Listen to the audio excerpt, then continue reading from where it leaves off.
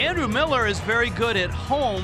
His last start was on the road, and it wasn't a good one against Arizona. Well, that should make for a pretty good pitching matchup today. We got a good one on the road and a good one at home. Hopefully, Andrew Miller can continue his ways here at Landshark Stadium. All right, there you have it. So it's Happ and it's Miller, it's the Marlins and the Phillies. Happ is 6-0. His last loss was in 2007. Andrew Miller 3-0 at home this year.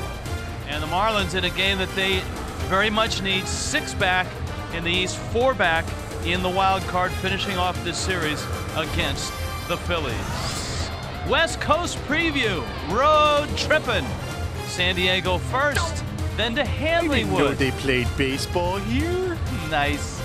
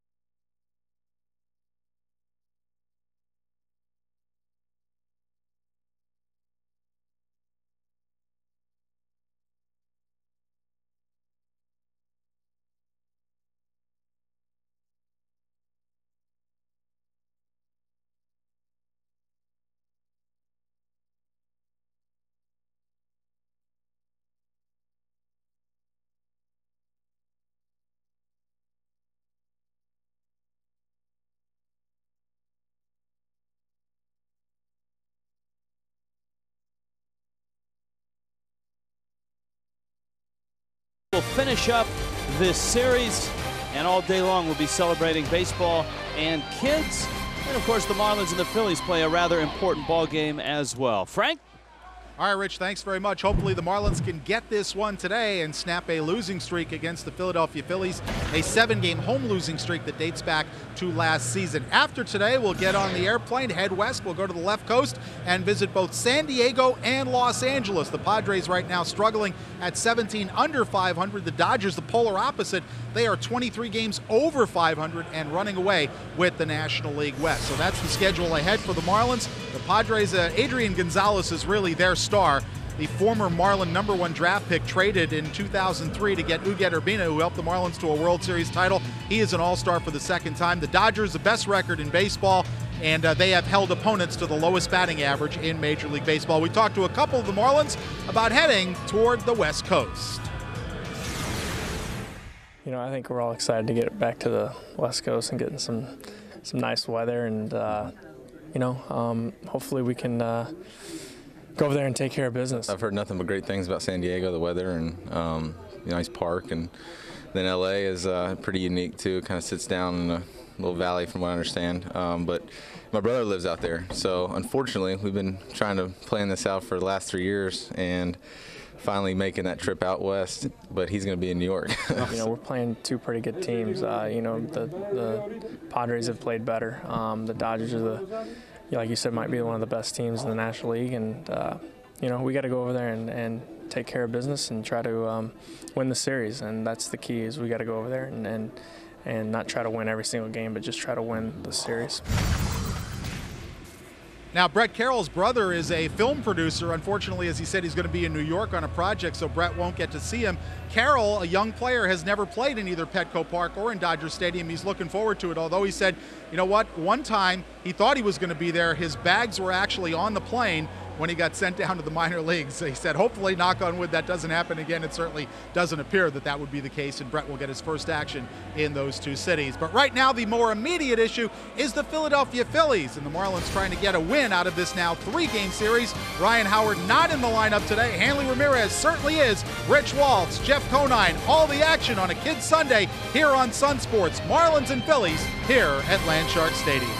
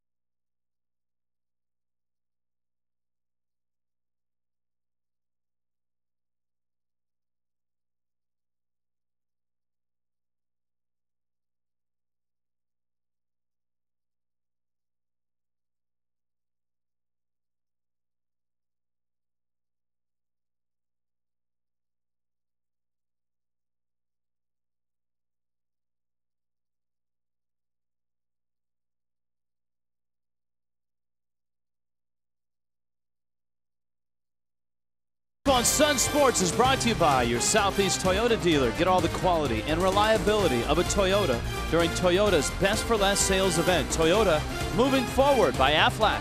We've got you under our wing. And by Metro PCS. Get plans starting at just $30 a month. Metro PCS. Unlimit yourself. Our telecast today is on AFN, the American Forces Network, broadcasting to U.S. Armed Forces serving in 177 countries aboard ships at sea, watching around the world, Iraq, Germany, Southwest Asia, South Korea, wherever you are. Welcome. Thank you for what you do. And welcome to the National League East, everybody. The Phillies and the Marlins. The Phillies come strolling in here with a little swagger, a 50-38 record. They've won 7 in a row. Jimmy Rollins leads it off. Shane Victorino behind him. Chase Utley, the Rock, is at second base. Raul Ibanez is in left field with Ryan Howard getting the day off. Jason Worth in right. Pedro Feliz at third. Eric Bruntlett gets a rare start at first. Carlos Ruiz, good catcher behind the plate. And Jay Happ, yeah, he goes by Jay Happ, is on the mound for the Phillies. And it's Andrew Miller for the Fish. Andrew Miller. The lefty with an ERA of 4.50, much lower at home, and his first pitch hits everybody. Everybody goes down. It looked like it went off the bat of Rollins, then hit Paulino. Right in the chest protector. The only guy it didn't hit was the home plate umpire, Jeff Kellogg. Umpire rotation stays the same from last night with Kellogg behind the dish, Scott Berry, Rob Drake, and Mark Wegner. Andrew's one of those guys that, you know, the Marlins were tinkering with his delivery, trying to get some consistency out of his delivery in spring training. They worked very hard on getting an arm slot that he could repeat time and time again. And, you know, he's shown flashes this year where he can go out and throw your 8 innings and give up a run or 2. But the next start, he goes out, pitches 2 innings, and kind of falls apart for him. So he's still trying to find that arm slot. His last start was that next start that you just talked about. That ball's hit to left center field and hit pretty well. Ross tracking it. It's off the wall, and with Rollins' speed, that'll be an easy triple. Some way to start for Jimmy Rollins, whose bat has come to life after a miserable first half for the Phillies. Rollins in this series has hit the ball hard consistently, and that's his 4th hit in the 3rd game of this series. Yeah, you look at Rollins and his numbers, you look at his overall numbers at 231, you say, oh, he's having a terrible year, which for Jimmy Rollins, only a couple years removed from being an MVP, it has been a tough year for him, but over the last 10 or 12 games, you know, he's really turned it on. He's hitting over 400 in his last 50 at-bats. There you go, active triples leaders. Victorino now, and Andrew misses up. Shane Victorino in center field. His series numbers, and he and Rollins make a dynamic combination atop the lineup with the big bats to follow. Victorino fouls it off. Jeff, you were talking about Miller and his inconsistency. One game good, next game not so good. His last game was one of those not so good. At Arizona, just 2 2/3 innings. Gave up 6 runs, 2 of them earned, 5 hits, walked 3, struck out no one. The control's always been a big issue for Andrew, and when he's in the strike zone, he's very effective. And, you know, he can dominate hitters. Chopper, here comes Rollins, here comes the throw, they got him! Bonifacio with a heads-up play. Victorino is safe at first. Inexplicably, Rollins went to the plate with Bonifacio playing shallow and nobody out, and a base running mistake by a veteran base runner. The key right there is nobody out. You've got to be 100% sure that that ball is going to go through or be to the shortstop or the second base, and the third base coach will tell you that. Make sure third base, first base, or pitcher stay here with nobody out. You've got your big boppers coming up that can easily hit a sac fly. A rare base running mistake for Jimmy Rollins right there. And here is Utley. So it's Victorino who's at first base. An outstanding base stealer. He has swiped 15 bags, and Miller promptly throws the ball away. The Phillies give Miller a gift, and he gives it right back.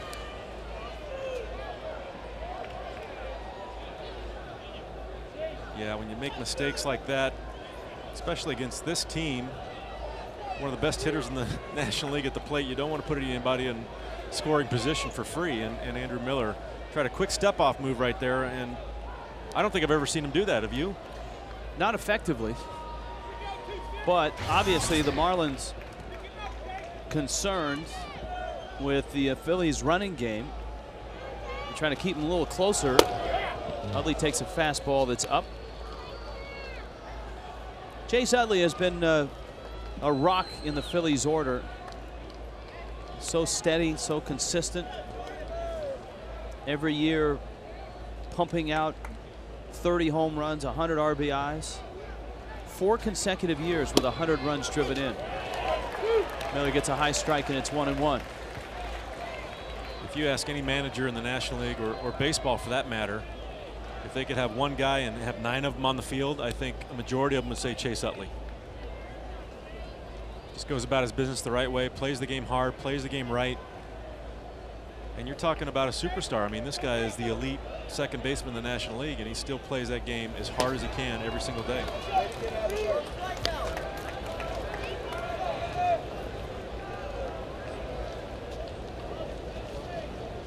Two and 1.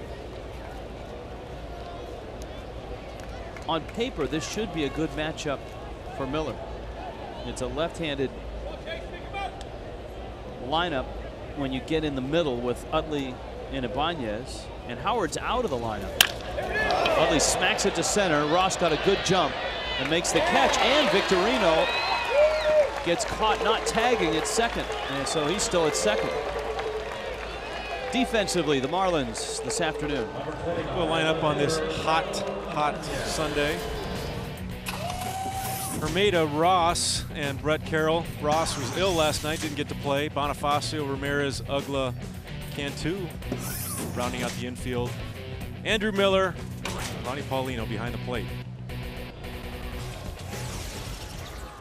little bit of a base running hiccup there by Victorino, who certainly has the speed to go from second to third on a ball that's hit that deep.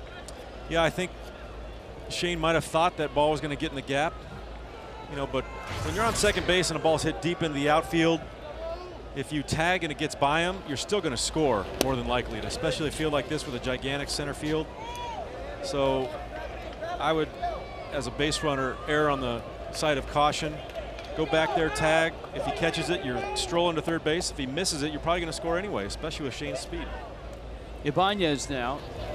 It seems like this series started last week, and it started on a Thursday night, and it started with a bang for this guy, a 2-run homer in the second, and he followed up with a solo shot, and the Phillies had Jamie Moyer on the mound.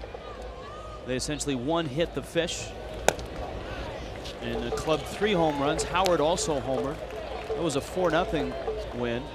On Friday night, the Marlins and the Phillies battled. The Marlins were down 4-1, came back to tie it at 4, and then the Phillies won it in 12 innings. There's a strike. Last night, the Marlins had their ace on the hill, Josh Johnson, and the Fish went out and got 2 early runs against Joe Blanton. Josh Johnson in 2 innings was dazzling. He struck out 3, and then it started to rain. And it rained, and it rained, and it rained, and the game was canceled. Then it stopped raining, and the game was still canceled. Yes, it was. This was JJ last night. Now, he threw just 30 pitches in the game, but Jeff, he also, while it was raining, tried to stay loose and stay warm so he could continue, which added to his pitch count. Yeah, that's the thing. You know, when you think about, oh, he's only in the second inning, he's got plenty left to come out and finish the game after a delay. But you know, you got to factor in bullpen session before the game, which is a lot of pitches. You know, they put a lot of effort into that. And like you said, they go in the tunnel during that rain delay in case it's a short stint and keep their arm loose so they can get right back in the game and not take long to warm up. Jason Worth makes a knee-high strike. And it's 0-1. Worth had a big hit on Friday night in extra innings, an RBI single. And an all-star. He was a replacement, an injury replacement, named by Charlie Manuel. 5 position players the Phillies put on that all-star team. Worth found himself out in center field during the game. It was almost like the Philly show in St. Louis. But you know what? When you win the World Series or you win your league championship and you get to manage, that's one of the perks. That is one of the perks. You get to bring your guys with you. The coaching staff, Charlie Manuel's coaching staff, comes with him to the All-Star game, which is a great experience for them. And they get to select the reserves, and you're obviously going to give the nod to your own successful guys that are on your team. Charlie said before the series, the tough part about bringing Worth was not bringing Pablo Sandoval. And he said the Phillies have not seen the Giants yet, so he hasn't seen Sandoval, and Worth has been his guy, and that was kind of the deciding factor. They call him a Kung Fu Panda? Kung Fu Panda, one of the more entertaining players in baseball, but the Giants have dropped 3 in a row. Miller has thrown 20 pitches, now 21 pitches, only 9 of them strikes, which is not a good sign. And, you know, coming off of his last start, which wasn't a good one in Arizona, all-star break into this start, the Marlins, I think, are very interested to see how he throws, and he misses down low. So interested, Jeff, and maybe some concern in there. Ricky Nolasco, this is his throw day, has not thrown yet. The Marlins are saving Nolasco in case something goes haywire here, whether it's weather, whether it's Miller's ineffectiveness. And so they might be able to get an inning or 2 out of Nolasco in this game. Which is rare. I mean, you rarely see a starting pitcher come in and get work in or pitch a couple innings during a regular season game. You obviously see it in the postseason. Yeah, and I think it points to the importance of this game for the Marlins. It really does. This is kind of like a postseason game. They really need this game. And Freddie Gonzalez is going to pull out every bullet he's got in order to win this game tonight. Pedro Feliz, Phillies third baseman. Ground ball, shortstop. Hanley has it, flipped to Ugla. It was an adventurous inning. 24 pitches, but no runs.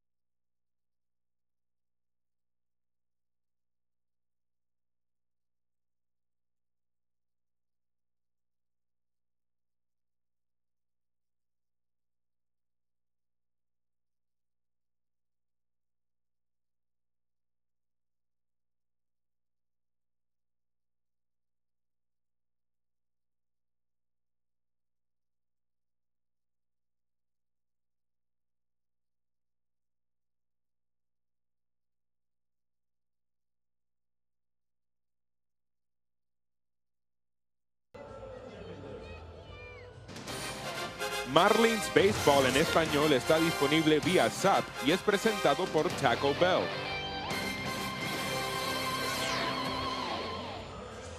Scoreless ball game. Marlins 46-46. Right at an even 500 and 6 behind these Phillies. 4 back of the wild card leading Giants. Here's the Marlins lineup. Emilio Bonifacio will come trotting to the plate. Bonifacio is at third base. Jeremy Hermida is going to be in left field in this one. Hanley Ramirez is at shortstop. Jorge Cantu will be at first base. Dan Ugla's at second. Cody Ross is in center. Ronnie Polino, the catcher. Brett Carroll in right. And Andrew Miller is on the mound. Here is Bonifacio, the switch hitter against the lefty, Jay Happ. And it's strike one to Bonifacio. 1 for 10 in this series. A better hitter from this side of the plate. And he gets jammed on what looked like a cutter from Happ. Mr. Conine, what should we expect from this young lefty? Well, you know, he's kind of like an Andrew Miller where he's got a fair amount of walks. He's gonna be in and out of the strike zone, but very deceptive motion. He's only throwing 87, 88 miles an hour. Kind of a funky arm action that I think is very disturbing for the hitters. They don't pick up the ball that well, and that 87, 88 gets on you pretty quickly. Bonifacio lines that one into the seats. One of the things that the Phillies did with Happ that you don't see much anymore is that they put him in the bullpen to begin his big league career. Let him pitch out of the pen and work his way into the rotation. That's kind of a lost art in baseball. It is, but it's actually, I think, a good plan when you bring a rookie up and when they're not in the spotlight coming out of the bullpen, they get some innings in, they get their feet wet, they get a feel for big league mounds and big league situations and pitching against big league hitters, and slowly ease them into that starting role. I think that's a pretty good plan. Bonifacio jumps on that pitch, which was up in the zone. Round first, headed for second. Up with the ball to Ibanez. That's a double.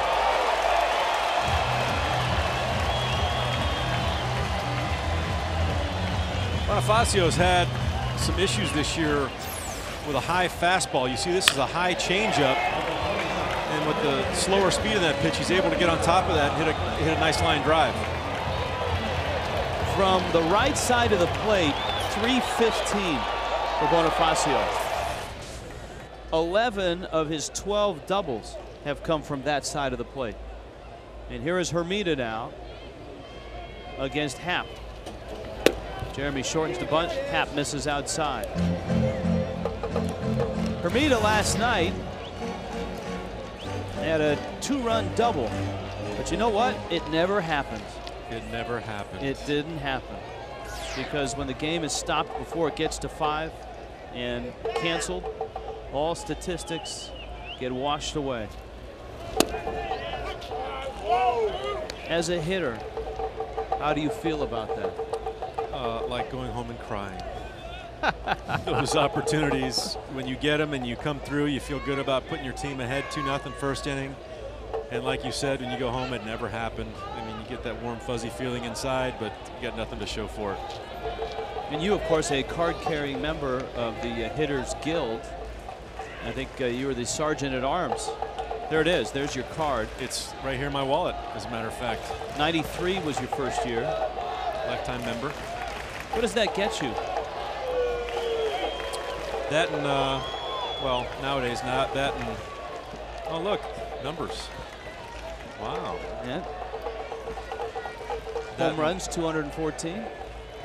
It's got all your numbers there. How about that? Is there a club somewhere? Is there a secret handshake? There is a secret handshake, and that card and $3.25 will get you a cup of coffee at Starbucks.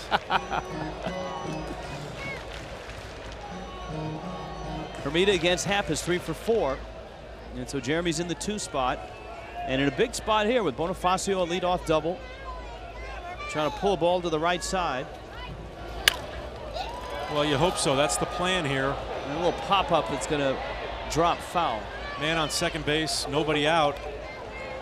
Especially a number 2 hitter, you've got someone hopefully that can handle the bat and try to pull that ball to the right side. Get him to third base with nobody or less than 2 outs. Jeff, this Phillies team is the best in the National League defensively.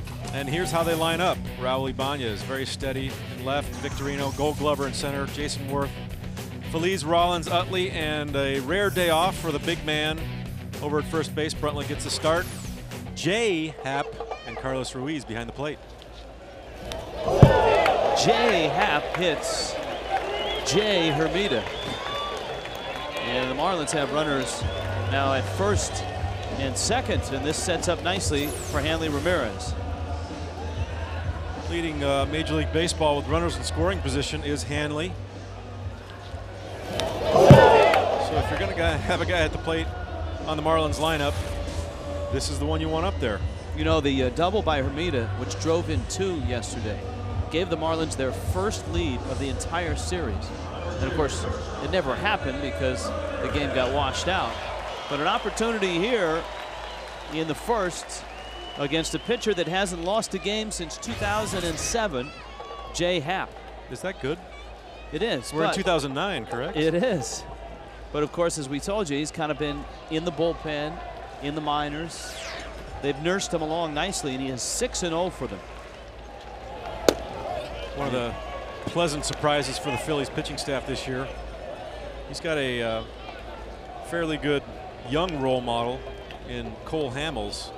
And a fairly good old role model, too. In Jamie Moyer. I mean, you can't get 2 better guys, I think, to mold yourself after than those 2. Jamie Moyer at 46, is he now? Yep.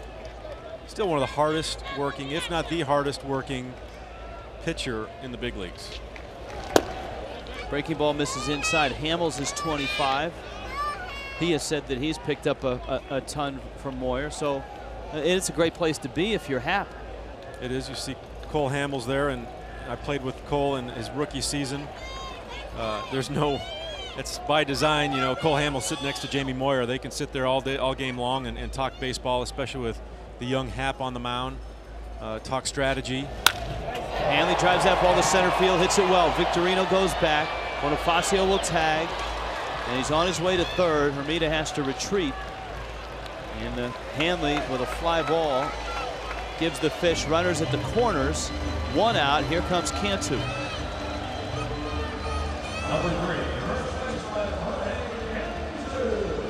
And here comes the rain. Here comes the rain. Oh, Lord. Jeff Conine better whip out the iPhone and give us a quick update as the rain starts to fall. This is a very familiar sight. Is this deja vu all over again? It's just it's the baseball gods, I think, toying with the Marlins after seeing the designs for the new ballpark.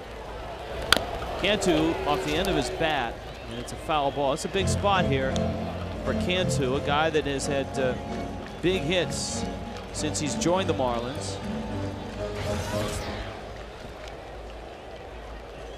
53 RBIs.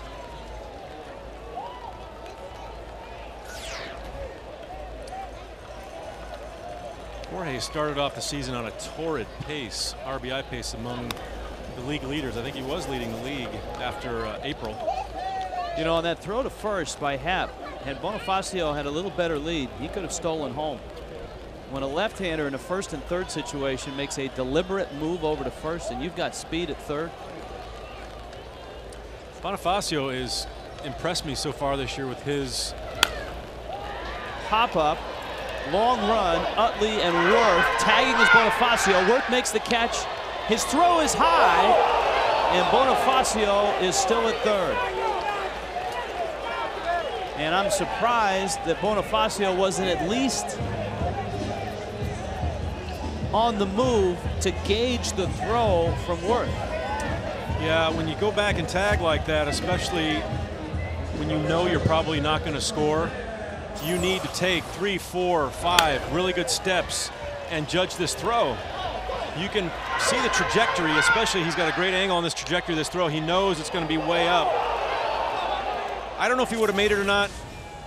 Jay Happ did a good job of backing up home plate. It went right to him. He probably could have given a very quick toss to Ruiz at home plate, but that's a throw that a lot of pitchers won't be back there. Right. And if that ball hits the screen, you can walk home. Well, with Bonifacio's speed, once he gets rolling, that would have been a difficult play to make if you're Happ. It is, and when you know his speed and you see him accelerating the way he does, you kind of panic, and that creates a lot of bad throws. Ugla now, and Dan takes a strike, and it's 1-1. So a promising inning for the Marlins, but 2 outs. And it's up to Ugla against this lefty Happ.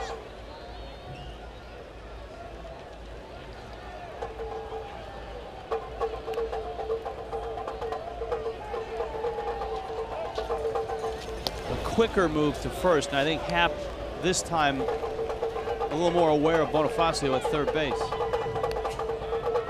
Because if you're Hermida and you can increase your lead and continue to get him to come over there,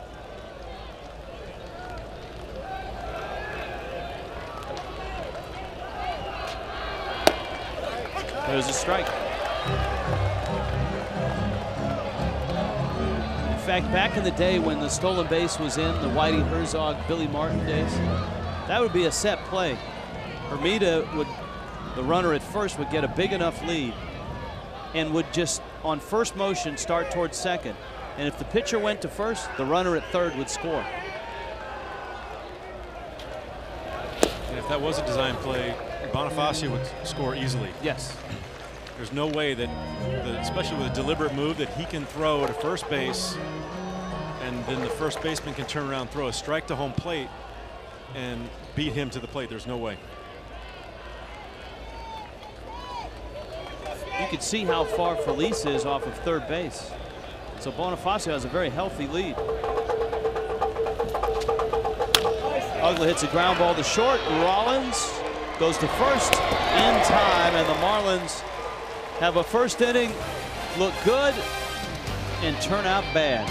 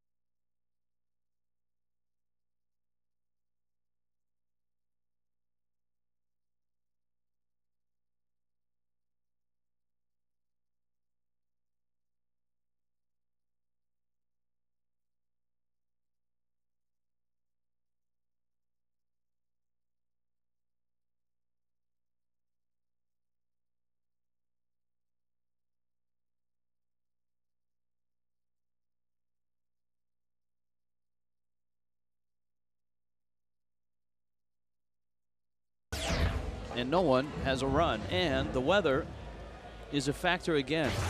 The owl is a good sign for the fish, Niner. Mikusuki brings you our weather. Come play our way. I believe the Marlins are now 9-0 when the owl accompanies the weather. Wow. That's a wise owl. Yes. But you can't trot him out every game because then he loses his magic. Right, right. So it's a big game, so the owl arrives. Bruntlett is here too, with Carlos Ruiz and Jay Happ. It was not a clean first inning for Andrew Miller, and he hasn't started this inning off, though he gets a gift of a strike there. And it's 2-1. Andrew Miller, you can tell by the velocity he's throwing, his arm is very well rested. He's really got some good velocity on the ball. Bonifacio knocks it down and makes the play. That right there is the play that has troubled Emilio Bonifacio all year long. That's knocking a ball down and rushing his throw. This time he's on the money. Almost. But you see him gather his thoughts right there, you know, when you miss a ball like that, you clank it off your glove, instantly you panic. You're like, I've got to get it, I got to throw, which makes you sometimes get a poor grip on the ball, which in turn leads to a lot of bad throws. I think right there he might have picked up the ball and had not a 100% grip on it. You saw him tap his glove to make sure his grip was good and make a good, strong throw. Ruiz, the Panamanian catcher. Bonifacio ranging to his left and throws him out.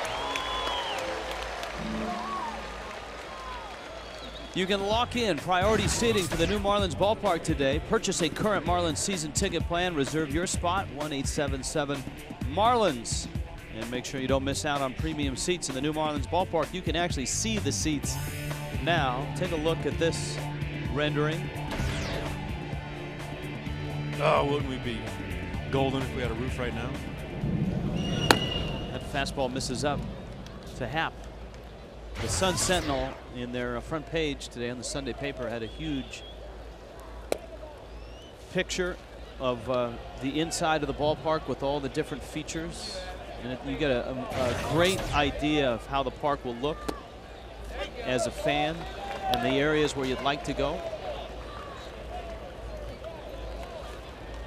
And being the smallest capacity seating arrangement in the big leagues, this will be only 37,000 capacity. I don't think there's going to be too many bad seats in the house. It's going to be pretty good sight lines from everywhere.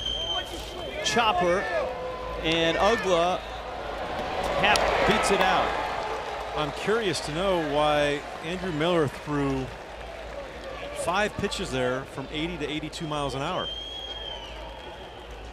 To Jay Happ. To Jay Happ.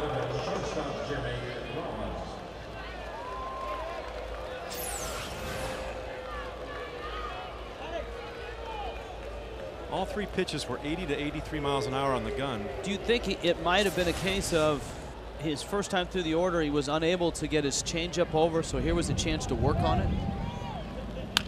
I mean, better to work on it against Happ than, say, Rollins. That's trouble, and it falls. Ugla going out, Ross going in, and neither got there, and Rollins is now 2 for 2. I would say yes on that, but when you got a young pitcher that's probably not too far removed from either hitting in college or doing some hitting in the minor leagues, more so than they do in the big leagues, you got to change your look a little bit with them also. Jimmy Rollins feeling pretty good about his game now when you know you're starting to go well when you start to get hits like that. And it's Victorino now. Miller's pitch count has rocketed up to 38. And you see his struggle to find that release point to get that ball in the strike zone consistently. Ground ball. Bonifacio gets a piece of it, and that will save a run. Nice play by Bonifacio. If he doesn't get a piece, Happ will score.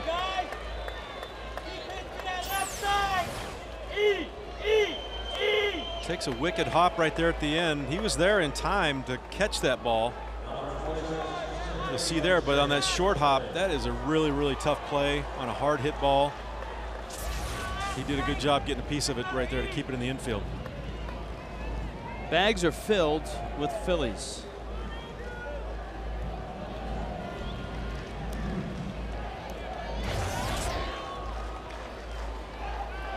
Utley now. There have been 9 base runners in this game. It's the top of the second, and no one has scored. No one has scored. That is called not getting the job done right there. Well, this guy will drive him in with the best of them. Utley, you see his career average with the bases loaded. The pride of UCLA, as is my partner, I thought I was the pride of UCLA. They're a little more prideful of him than you at this point in time. Miller with a breaking ball, swing and a miss. And why would that be? I think he made a larger donation to the Alumni Association. Well, that's probably true. Because of his big contract.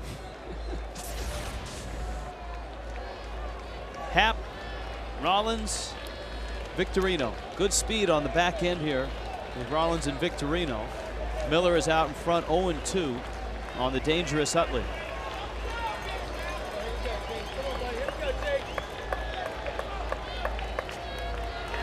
You know, I think a lot of these hitters would agree that Andrew Miller is a really not fun pitcher to face because his stuff is so good and he's so wild that one at bat he'll walk you on 4 pitches that aren't even close. The next at bat he can paint the outside corner 3 times and you don't have a chance and you strike out. So not really a fun at bat. Breaking ball's up. And it's 2-2. It's almost like Utley is waiting him out for a fastball here.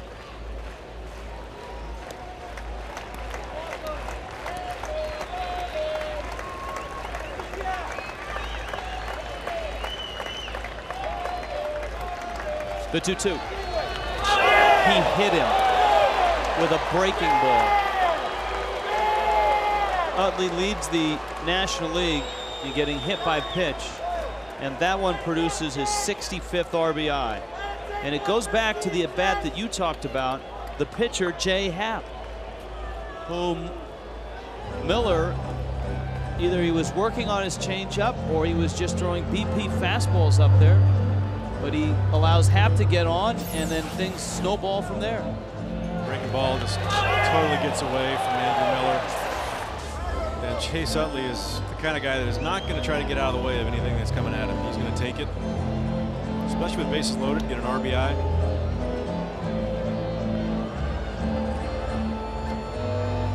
Happ with a ground ball single up the middle. Rollins hit the pop-up that fell. Victorino, the sharp grounder that Bonifacio knocked down. And now Utley is hit by a pitch. It's a 1-0 game. And another dangerous batter is up.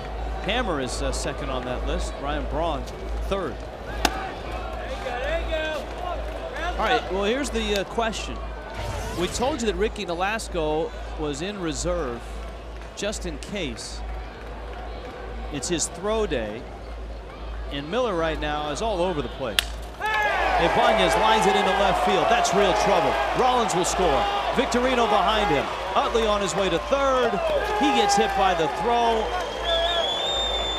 which probably should have gone to second because Ibanez, a lot slower, arrives with a double.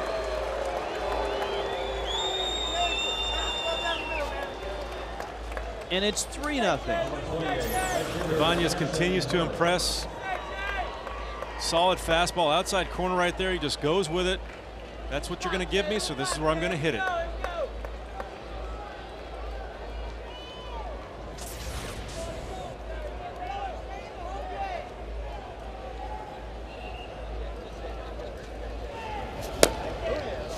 Miller misses down low. Let's go, Jay. He's all over. He's all over.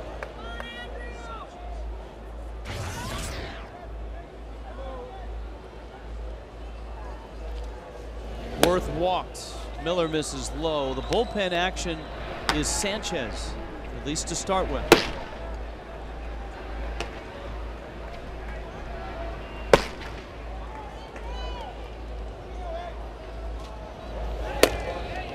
And if Miller doesn't straighten up, it looks like the Marlins are going to have to piece this game together. And what a nightmare it would have been had the Marlins done the same thing last night. Yeah, baby. We would have definitely seen Ricky Nolasco in the bullpen today as the emergency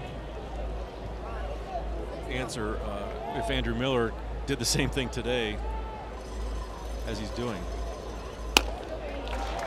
He loses Worth. His pitch count is 51. And here comes Feliz.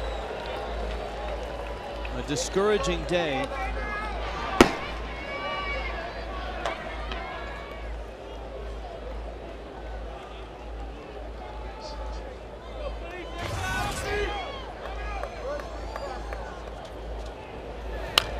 Miller's fastball is fouled back.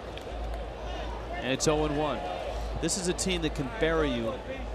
The Phillies have won 7 straight, 11 of 12. All this happening with 2 outs, starting on that single up the middle by the pitcher, Jay Happ.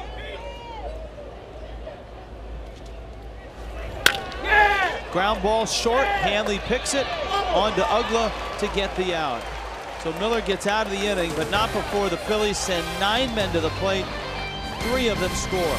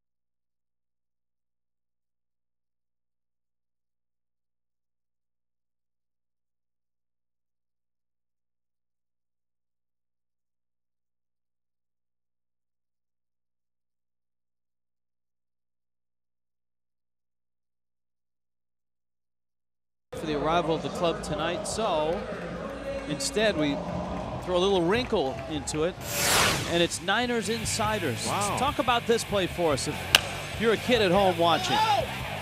Well, you're told by the third base coach if ball goes to third base or the pitcher, stay there. There's nobody out. You still have a man on third base with less than 2 outs, so a sac fly will score him, a ground ball up the middle will score him.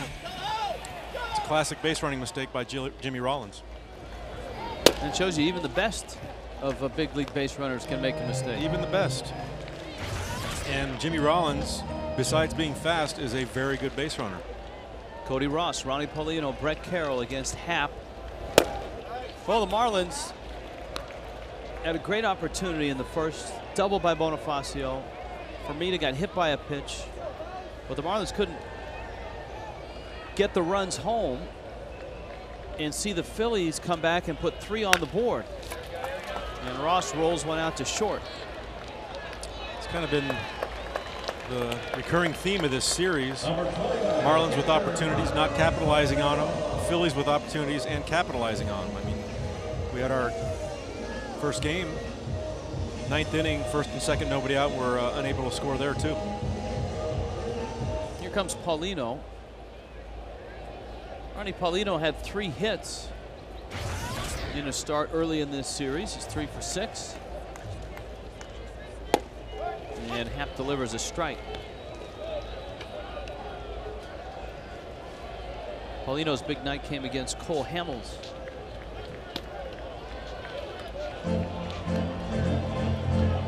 One and one.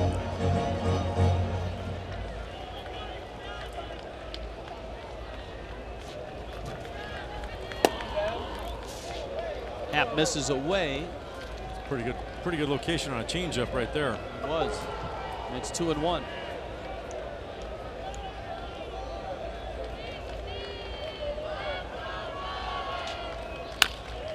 Line shot, Rollins. Fewest errors in the National League at shortstop right now. Even though his struggles at the plate have been well documented, he's still playing outstanding defense. And the Phillies defensively, in terms of fielding percentage, the best in the National League.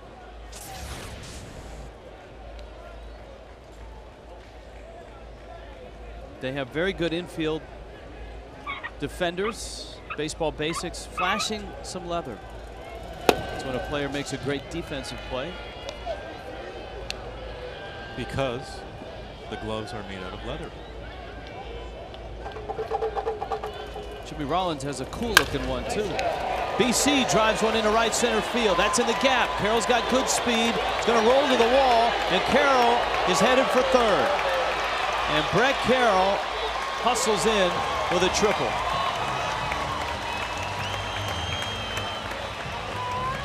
I've always thought, you might disagree with me, but I think the triple is probably the most exciting play in baseball. I mean, other than a walk-off home run or something like that, but if you're looking for a single swing of the bat and drama unfolding in front of your eyes, when a guy goes for a triple, I think that's probably the most exciting play there is. Especially when someone like me hits one. Well, part of the drama too is situation in the game. And for Carroll, Andrew Miller's coming up now with 2 outs. But much better to be at third than at second in this situation, because if he bounces one up there, that's probably your best opportunity to score. Yeah, you're looking at... I mean, you're looking at 2 for 23 with Miller. Yeah, facing a lefty.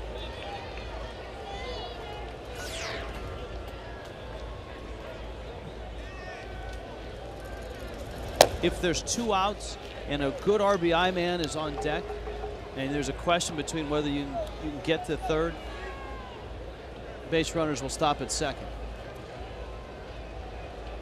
Because that extra 90 feet isn't as valuable in that situation.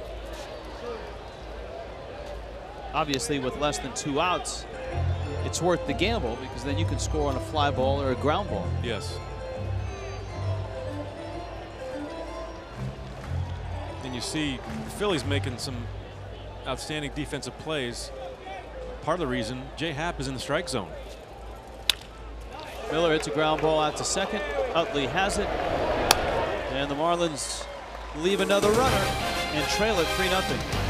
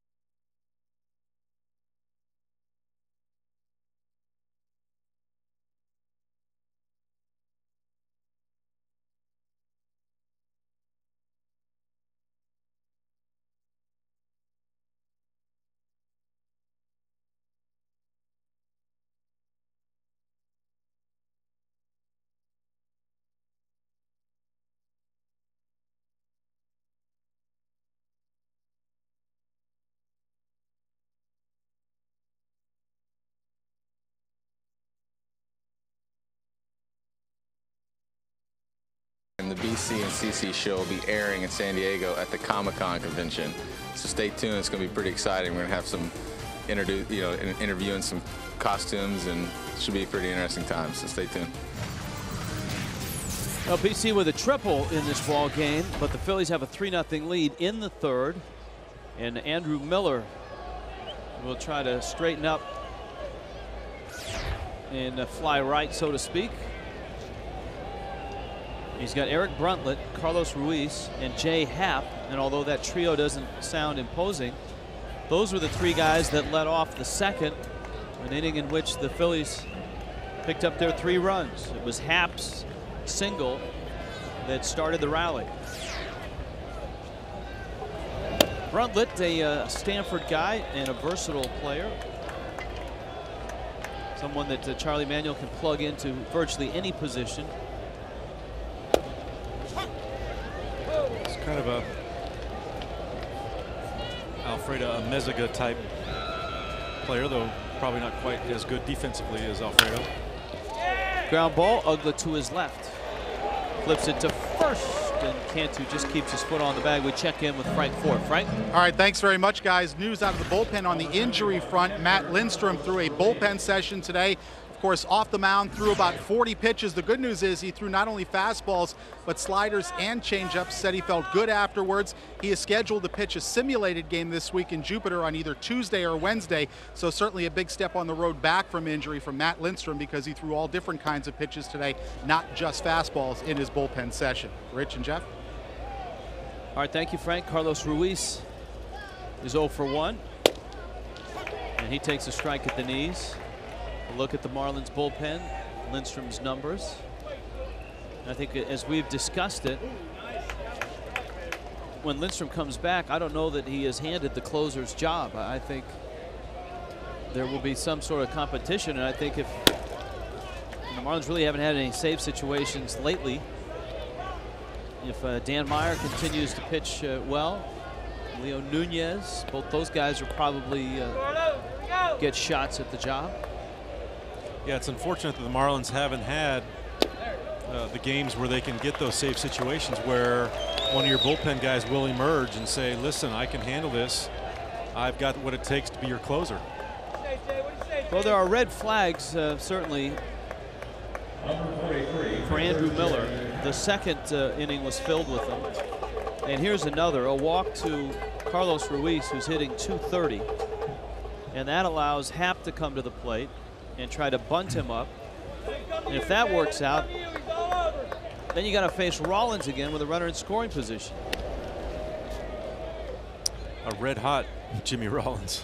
Yes. Even though he made some outs yesterday, he squared the ball up. He's been squaring the ball up really well this whole series.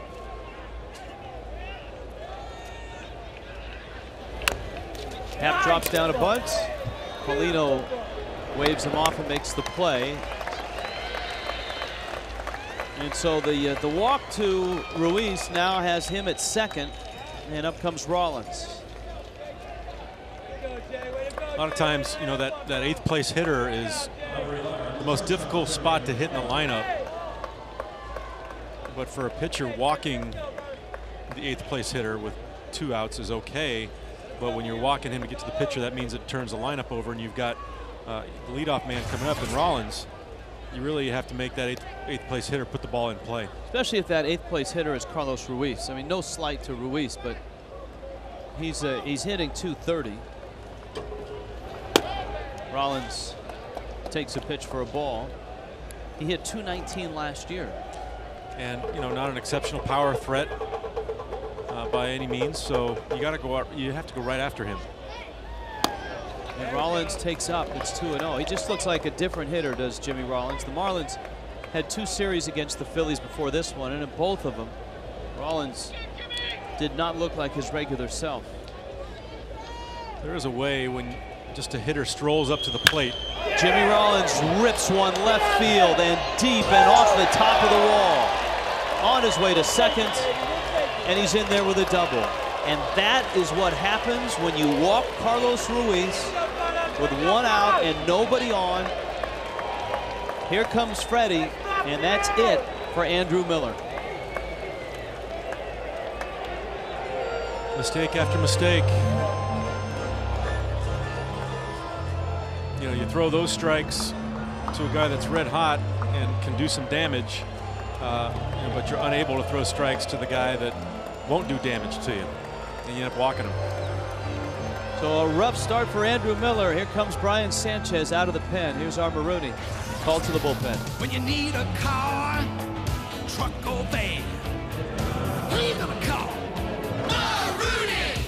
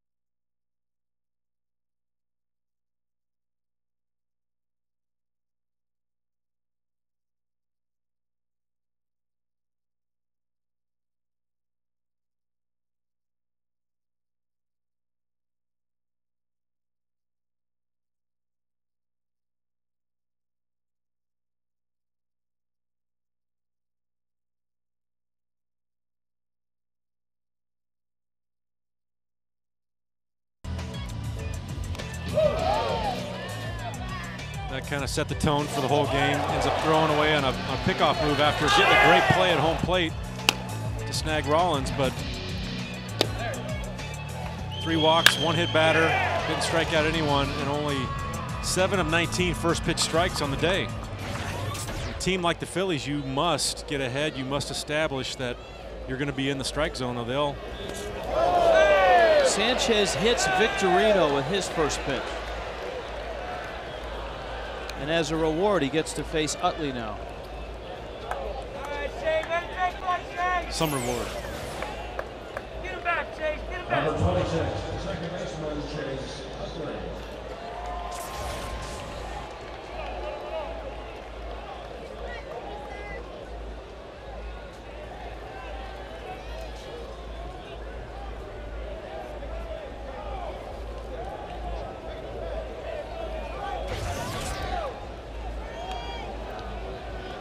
Chase Utley, not a real good sight with man scoring position. No.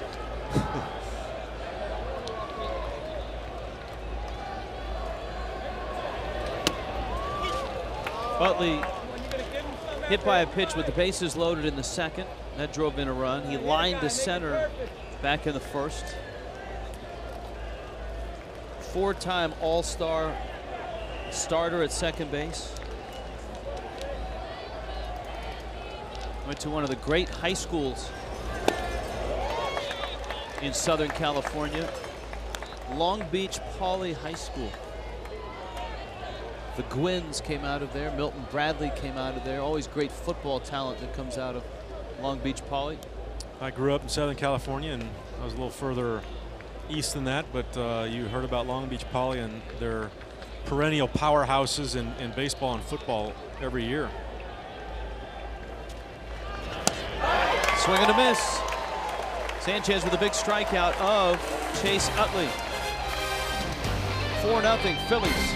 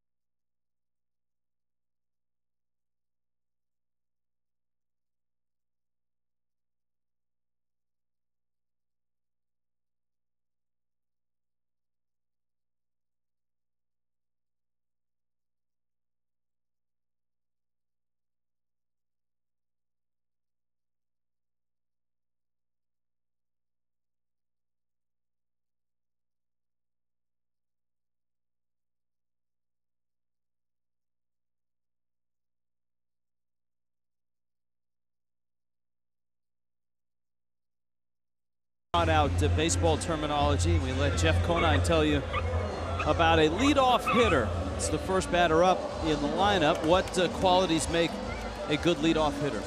Well, a couple of them. One is patience. You need a good eye to be a leadoff hitter because on-base percentage is very important.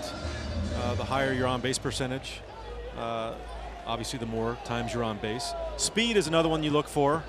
Because you're on base more, you get a lot of stolen bases out of your leadoff hitters usually. And if you can combine a little power with those two things, you've got the ultimate leadoff hitter. And, you know, he's going to the Hall of Fame this year. Yes, he is. He was the ultimate leadoff hitter. You're speaking of Ricky Henderson. Bonifacio doubled in the first. And he rips one foul here. Counts 0-2. He definitely had all three qualities. He's very patient, walked a lot. Obviously, speed, stole more bases, far more bases than anybody else in the history of the game. I think by like 600. And power still holds a record for most leadoff home runs, somewhere in, I think, the 80 range of leadoff home runs at games he led off with a home run to start the game. That's a pretty impressive player. He could pretty much dominate a game. It's a guy Jimmy Rollins grew up watching in Oakland. Rollins growing up in Alameda, which is right next door to Oakland. That's why they call it the Oakland-Alameda County Coliseum, or at least they used to before it had 5 or 6 different names. Bonifacio line drive center field. Victorino is right there. But Emilio's had 2 very nice at-bats. That line drive and the double. Fish Friday on the 31st, the Marlins and the Cubs at 7:10. All-you-can-eat seats in play that night. You can play Billy Bingo for your chance to win an authentic Marlins All-Star poster autographed by All-Stars Hanley Ramirez and Josh Johnson. 1-877-Marlins. We've referred to a number of times this series how shallow Shane Victorino plays as center field. And that's a perfect example of that last at bat by Emilio, how that's a base hit with a lot of other center fielders because they play much deeper. But Shane Victorino will play that shallow just about everybody because he knows with his speed, balls hit over his head, he could probably run and catch up to anything. But he's a pitcher's best friend because balls like that, he takes away a lot of singles in front of him. And a pitcher will tell you that, you know, they'd much rather have the jam shots or the balls hit off the end of the bat caught than the doubles over the head because they're few and far between. They give up a lot more singles in front of an outfielder than over their head. That's a jam shot, and Utley will make the catch. So Hanley comes up. 4-0 ball game, and nothing has gone right for the Marlins here today. And nothing is more frustrating as a hitter when you think you've got a line drive single up the middle and Andrew Jones or someone of that nature comes in and snags it from you.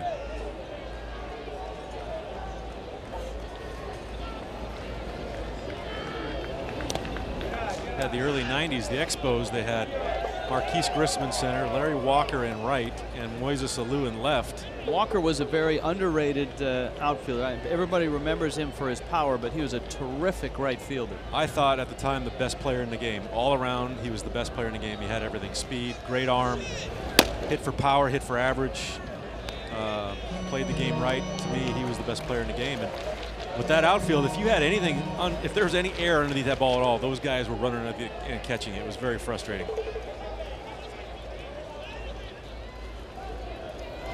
Do you think Larry Walker suffered from what I think Andre Dawson suffered from, in that he played his best years in Montreal?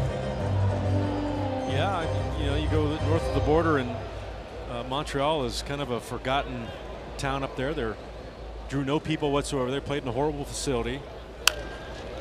And I think a lot of the players that played up there, that were some of the players that came out of the Montreal system over the years, were phenomenal, but they didn't get the credit they deserved. Didn't get the exposure. Larry did fairly well in Colorado, though. Well, yeah, because then the home run numbers jumped, the RBI numbers jumped. Hit 370 there one year.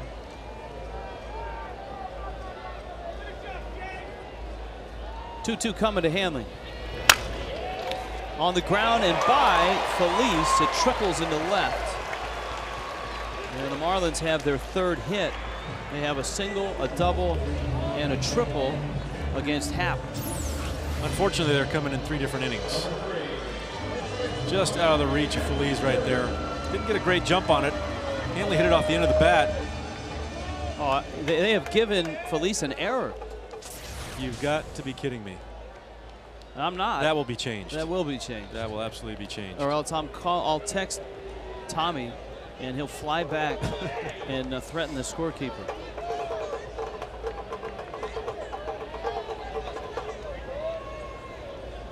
Cantu takes down. All you have to do is go down below and show this to the guy down below and say, hey, look, I'm part of the guild, a lifetime member, and I'm here to tell you that's a base hit. Once he sees the card, there's no other discussion. The card changes everything. Membership has its privileges. It does. It does. Absolutely it does.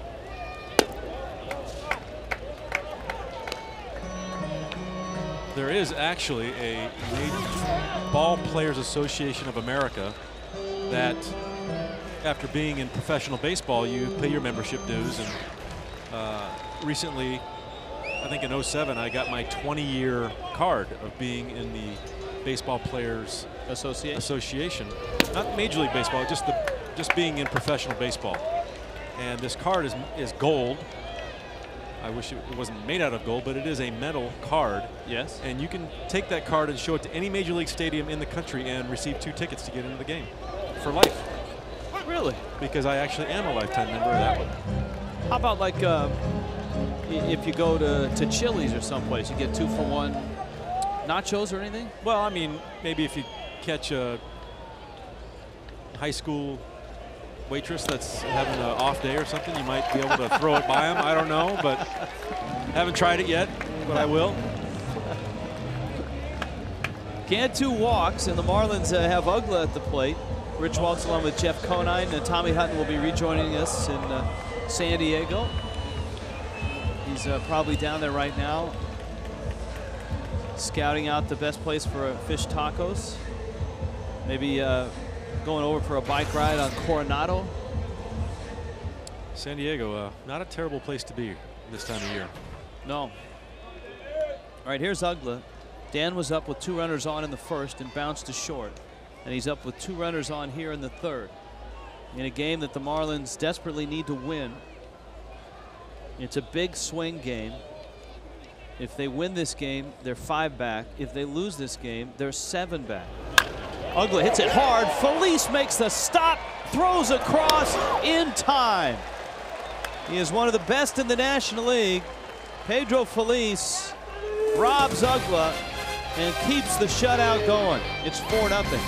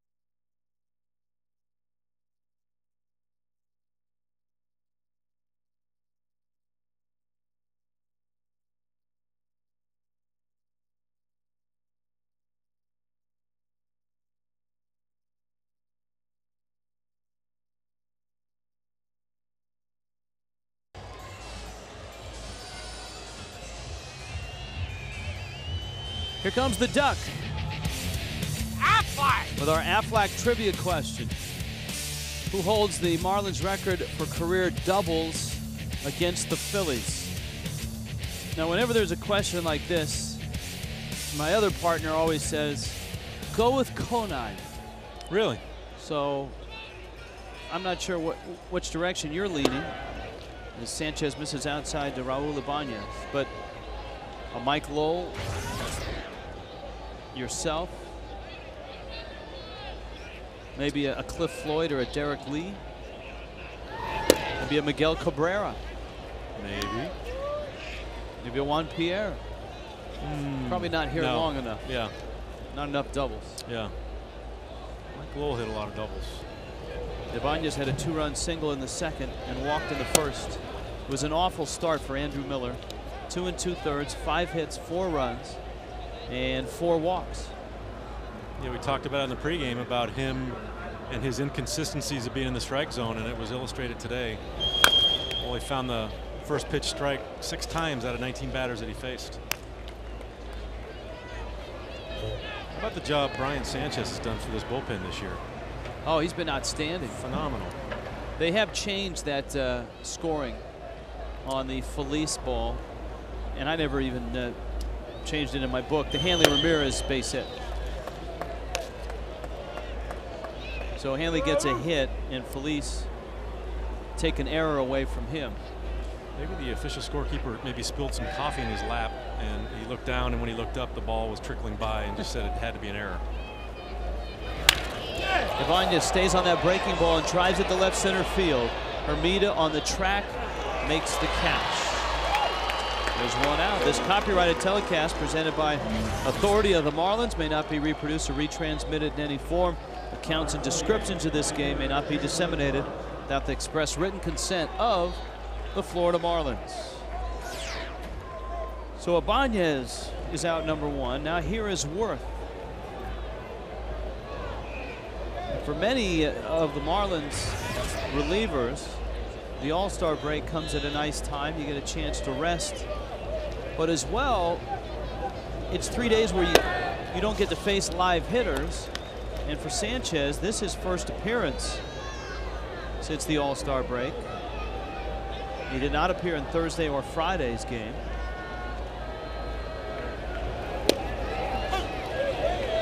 And this breaking ball to Worth is a strike. It's 1-1. And it's really it's a feel thing. You know, like a hitter, you've got timing just like a hitter would have timing, seeing a pitch, tracking a pitch coming in. He's got his timing, but it's more of his delivery and release point. And without pitching for a week, you know, sometimes you lose that pretty quickly. The flip side might be that his arm is fresh enough that they might be able to squeeze a couple of innings out of him. You hope so. I mean, you look at Sanchez's radar gun numbers too, and not impressive, 80s, upper 80s, but he hides the ball extremely well, and his control. You know, you talk about being in the strike zone and making your pitch. He's been making his pitches very well. Ball in the dirt. Jason Worth is our Geico quote. We're playing good. We should continue to play good baseball and turn it on down the stretch. I don't think you've seen the best baseball we've played yet. And that's saying something because the Phillies have won 11 of 12, 7 in a row. That's a scary thought. Unless he said it last week and that quote just made the papers. Okay, then that would be accurate. But I think that was something that he said yesterday. A base hit for Worth. And here comes Felice. I mean, the Phillies are set up right now much better than they have been the last couple of years in which they've won the East. It took a great finishing kick in 07 and last year to win the division. And, you know, they've clearly established themselves as the power in this division. And with what's going on with the Mets, the Braves aren't what they used to be. The Marlins now have shown their lack of consistency. So if the Braves continue to improve, they're going to run away with this division. Well, the Phillies are mentioned in the Roy Halladay Derby. Their rotation has gotten better. Whether it's good enough in their minds to get to the World Series and win it again, they need the dominant Hamels, which Hamels was dominant last year in the postseason. Moyer, of course, was effective down the stretch, had a good World Series start. Blanton was good in the postseason as well. They don't have Brett Myers, so if they could add Halladay, and then there's the question as to what are they going to get out of Pedro Martinez? Are they going to get Pedro of 2 or 3 years ago, or are they going to get Pedro of the last couple of seasons where he has trouble going 5 innings and he gives up runs? I think that's probably what they're going to get out of Pedro. That's has been what he's given at the major league level over the last couple of years. So I don't know if you can really expect much more than that. You know, the Halladay thing is intriguing to me. That totally changes the whole complexion of that pitching staff. Not only because of how dominant he is on the field, but from what I hear of him, I never played with him, but I've talked to people that have. His influence in the clubhouse is second to none. He will, top to bottom, will help that pitching staff learn how to become better pitchers. Well, we have a first-person testimonial to that this year when Tommy and I talked to A.J. Burnett about the influence that Halladay had on him and how he essentially changed Burnett's whole approach to pitching. And Burnett credited Halladay with much of his success last year. And he said, yeah, he finally taught me I don't have to throw 98, 99 every pitch to win games. And it was very evident. I mean, you look at when I saw AJ starts, and even this year with the Yankees, you see his starts, and you know he's low to mid 90s range, but occasionally still 97, 98. Before it was a max effort. I mean, the first pitch of the game was 97, and it didn't go below there until the 9th inning. Erratic in between, dominant in between. But like you said, with Halladay's influence, he's now throwing 92 and moving the ball and cutting it and sinking it and learning how to set up hitters with that phenomenal curveball that he has. And you know, it's a good testimonial for a veteran like AJ to give props to a guy like Roy Halladay. Because I think if you're the Phillies and you're making this move not looking at the Marlins or the Mets or the Braves. You're making this move looking at the Dodgers and the Red Sox and the Yankees. You are arming yourself for the playoffs, and that's a serious step in the right direction. The question is, do the Phillies have enough top-level prospects in their system that they're willing to part with to get Halladay? Well, I was speaking with one of our scouts the other day, and he says yes. Nice sequence there by Sanchez. Felice put up a big battle, but Sanchez gets the strikeout. So the scout said the Phillies have enough. He told me they had the pieces in order to get the deal done. Now, I don't know what other teams are in the running, and the Blue Jays are going to have their pick at because there's going to be many suitors for Roy Halladay's services down the stretch here because there's so many teams within a shot of the playoffs, and they're going to get a really nice package of veterans and prospects in return.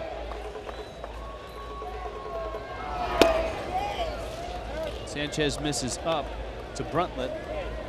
Eric Bruntlett is 0 for 2. Well, the Blue Jays have a good young team. Halladay certainly is the anchor of their rotation. But we saw up in Toronto a lot of talent there. And it's a rotation in Toronto that has had a ton of injuries.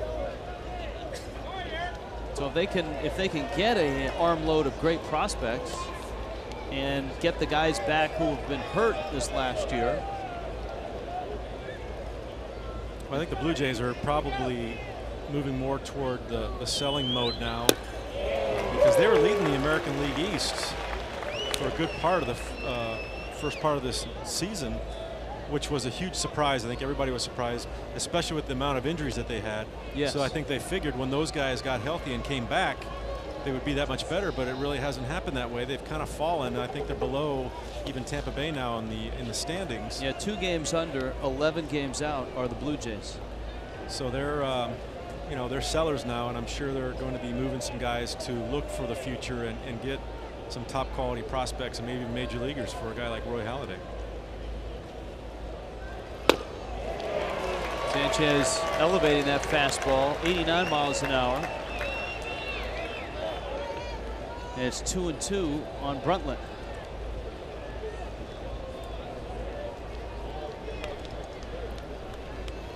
Jason Worth at first. The Phillies got 3 in the second, 1 in the third, and knocked Andrew Miller out of the ball game. Worth on the move, a swing and a miss. Sanchez punches out 2 to finish off the Phillies in the fourth. Marlins, though, getting shut out 4-0.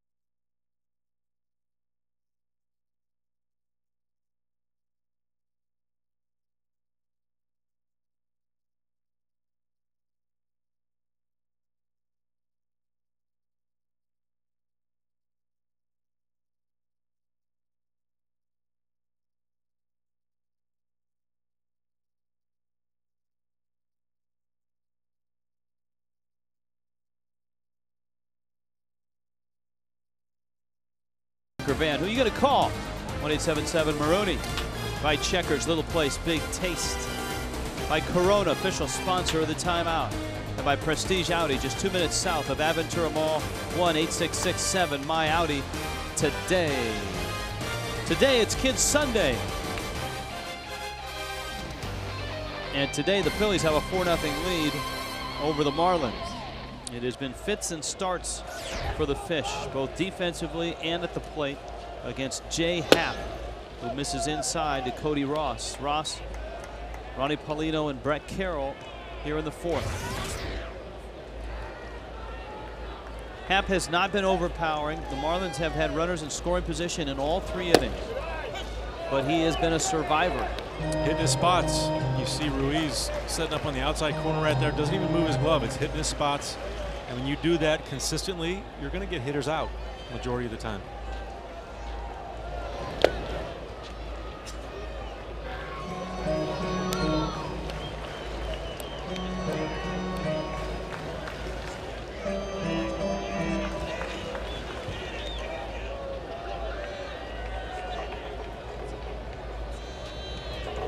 Cody Ross to left. Ibanez there. And he makes the catch. Didn't quite barrel that one up. All right, the Duck. Aflac. Our Sunday Aflac trivia question. Marlins record for career doubles versus the Phillies. That would be Duck. Aflac. Thank you. Niner in 97 games against the Phillies. Now, did you have any doubles as a Philly against the Marlins? It should be subtracted from that total. You think? Yeah. Paulino, now that will be an error. That's an error. That's a no-brainer. And so Paulino with a 1-out single. Now, earlier in this series, the Duck brought a question that looked like this. No, actually, Jason Worth is the last player to steal second, third, and home in the same game. He looked like he did that on the catcher's throw back to the pitcher. Is that right? Very impressive. And the question was, who was the last Philly to do that? And the Ducks' answer was Pete Rose. So Rose did it, but Worth, obviously a lot more current than Pete. Worth did it this year. The Duck was feeling nostalgic that day.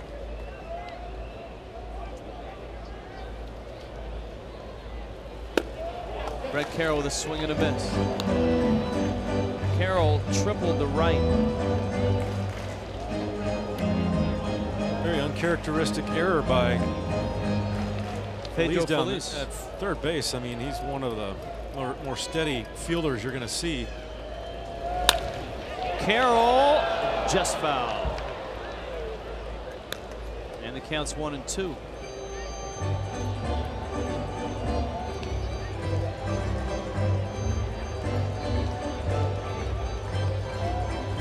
So Paulino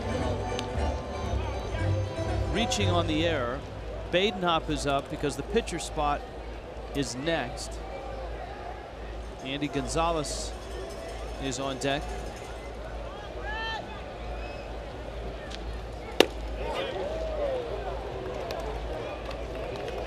A strike. Hopper's been pretty versatile lately. Is that strike 3? That's what I thought.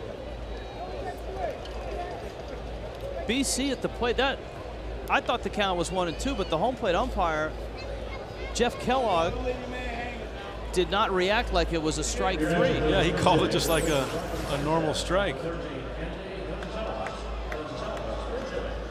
Yep, strike. Maybe Brett Carroll threw the old Jedi mind trick on him. If I stand here long enough, he'll think it was. No, that was not strike 3. Well, it was.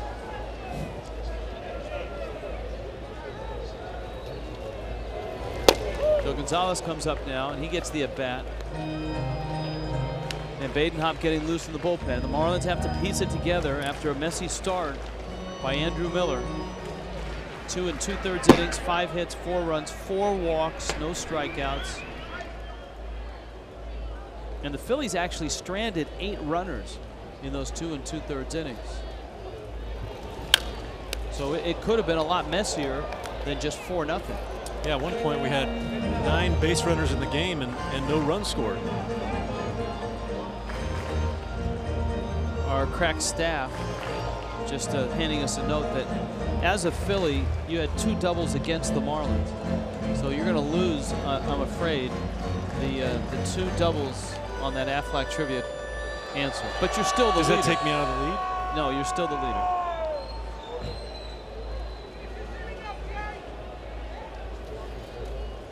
Oh, 2.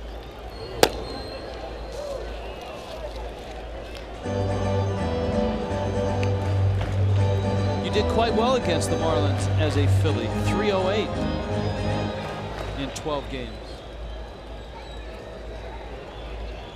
I did that against the Marlins? Against the Marlins as a Philly. Did you feel dirty afterwards? I did. It was not a good feeling. Spent a little extra time in the shower afterwards? Yeah, scrubbing. They called me the Philly killer while I was here with the Marlins. And then that nickname kind of flip-flopped when I went to the Phillies. It's funny how many times teams will acquire guys that play well or are, as you mentioned, a Philly killer or a Marlin killer, a guy that has always hurt a team. It seems that when that guy's name comes up in a trade possibility, there's a little more oomph behind it because you remember all the big hits. But unfortunately, you're taking away a big part of the guy's offense. That's right. Because you're acquiring the guy that kills you. Well, if I've got 20 home runs against the Phillies and 30 total, then, man, that's... Then it should be the Mets or the Braves that are after you. Yeah, that kind of kills my offensive production for the rest of the year.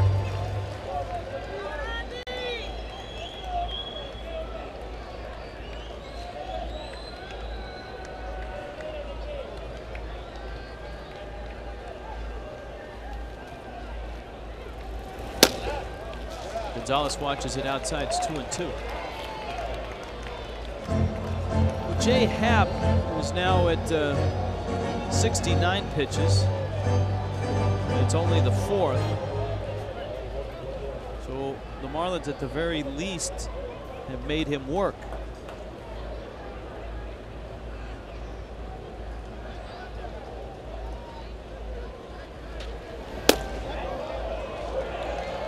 Didn't go. Counts full. Paulino gets a head start. Gonzalez having a great at bat here. He's fouled off some really tough pitches. 8 pitches so far on the AB.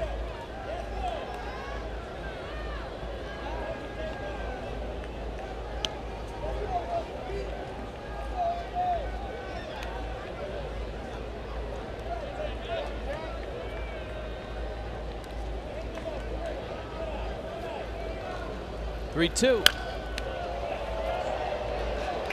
And a 9-pitch at bat now. We told you that he has the best road ERA in Major League Baseball. And it's now down to 1.79. Jason Hamill pitched last night. In fact, it was Hamill of the Rockies in San Diego that hit Edgar Gonzalez in the head. And Edgar Gonzalez went to the hospital, and his brother Adrian took himself out of the game and went to the hospital with him. Pop up first base side. Bruntlett is there. And a 10-pitch at bat, but the 3rd out of the 4th.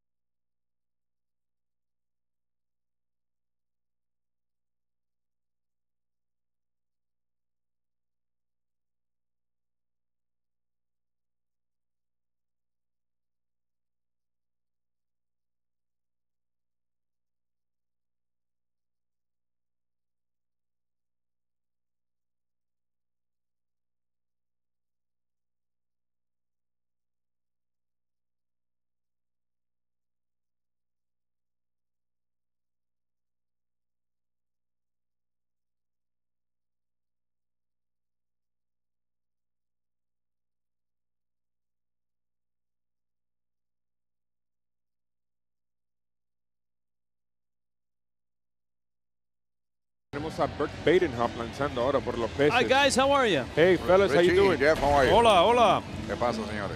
Oh boy, a rough day for Andrew Miller and a rough day for the Marlin hitters. Well, Richie, in the first 2 pitches of the game today, I told Raul, I said, this man is all over the place.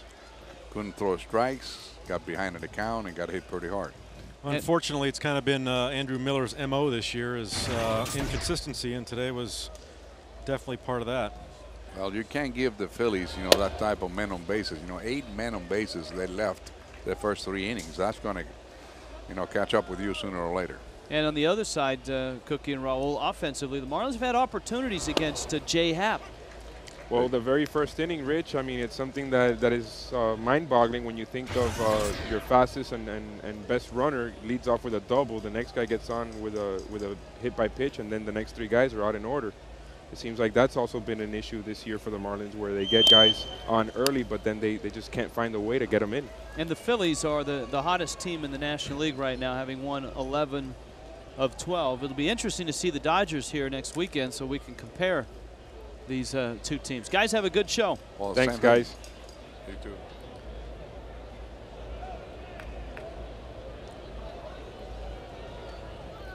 Ruiz takes a nice fastball from Badenhop that came back, caught the corner, and there's one out. We check in with Frank Fort. All right, as Jay Happ steps to the plate, guys, earlier you were referencing former Marlin, current Yankee pitcher Alan James Burnett, otherwise known as AJ. Well, this is James Anthony Happ. Now, in print, it's J period A period. When it is spoken, he prefers that people simply say J. Apparently, what drives him around the bend is when people flip-flop his initials, he hates to be called AJ. So to avoid any confusion, he said, I just prefer it J. He was quoted as saying, I know it's contradictory, but that's kind of the way I like it. I guess, guys, we could just kind of chalk it up to being the quirkiness of left-handed pitchers. Well, he went to Northwestern as well. So there you go. He's overthinking it. Does that breed quirkiness? No, it's because Glenn Geffner went to Northwestern. So anytime I can get a shot into the Wildcats.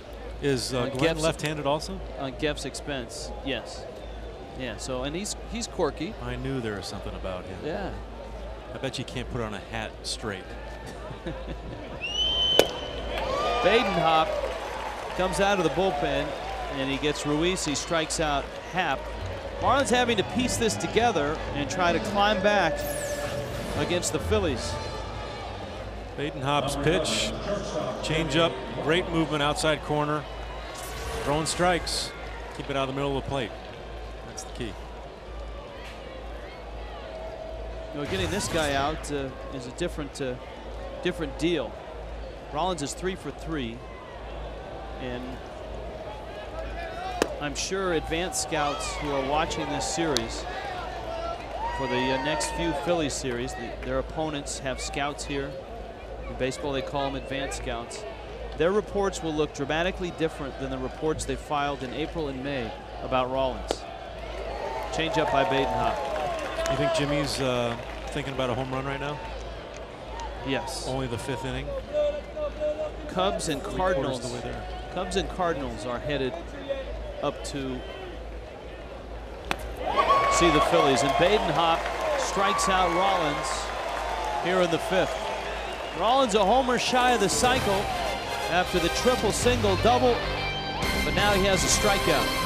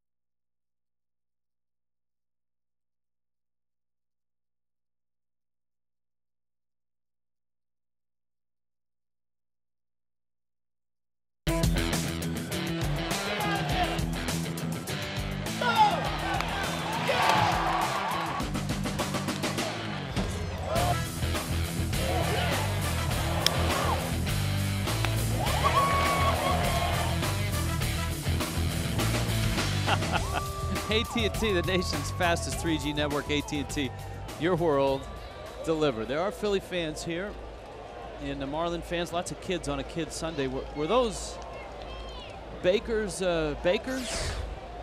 Was that a John Baker rooting section in that montage? Wow, that's a good call. Philly used to lead the league in great fan clubs. The Padilla Flotilla. There they are. Put in the Baker. You think those might be John's relatives? No, he's a Northern California guy, and those guys I think look local.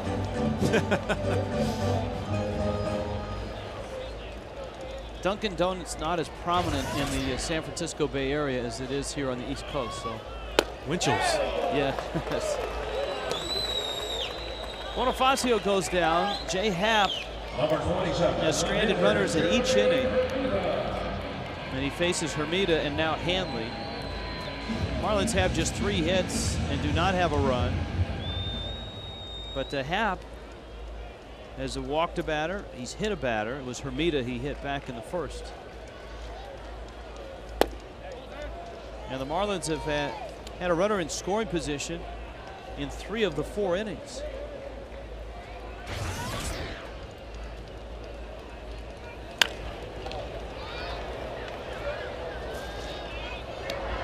One thing that the Marlins are struggling to do right now is, you know, what you call manufacture a run. When you get your leadoff man on second base, you know, you figure out a plan to get that guy to third, and then have another plan to get that guy home, and that's, you know, what you call manufacturing a run by productive outs. Victorino comes charging in and he makes the catch. And that'll bring Hanley up.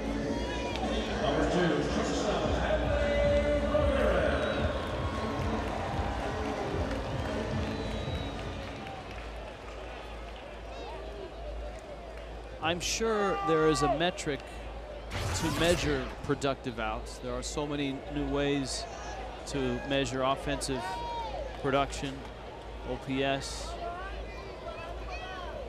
Productive outs, I haven't seen one that measures that. Hanley drives it to center field. Victorino goes back and is there and makes the catch. But we'll look for it. We'll get back to that. We'll look for it. That was a quick 5th.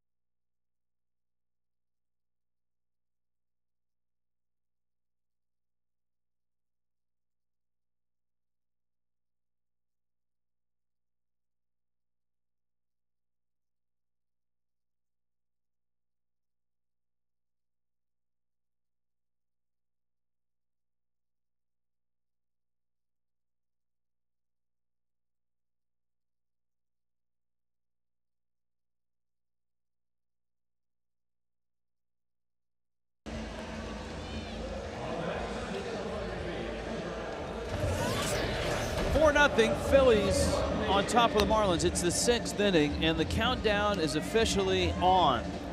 Ball games until opening day in the new ballpark.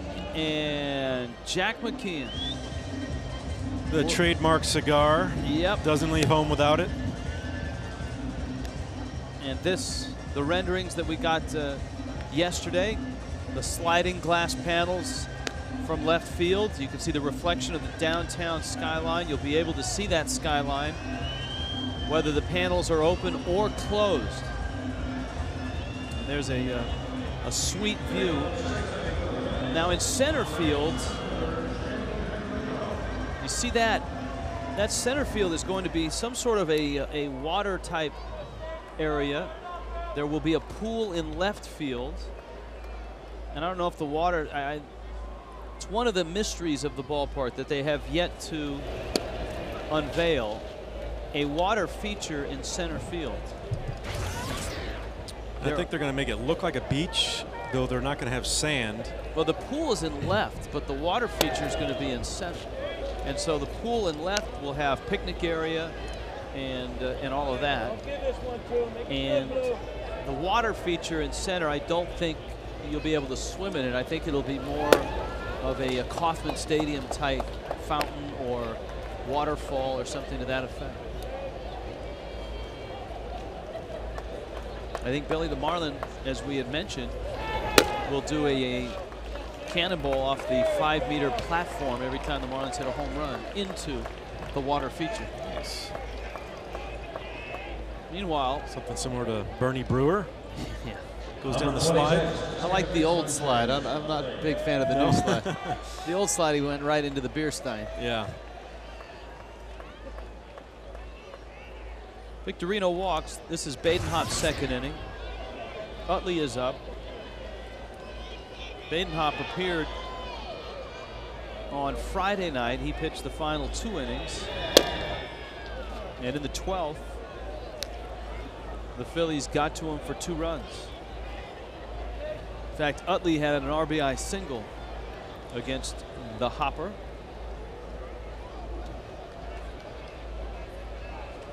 And Victorino certainly a threat to run. Badenhop's pretty good at holding runners, though.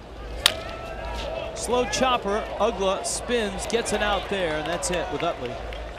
But good to get the speedy Victorino off the bases.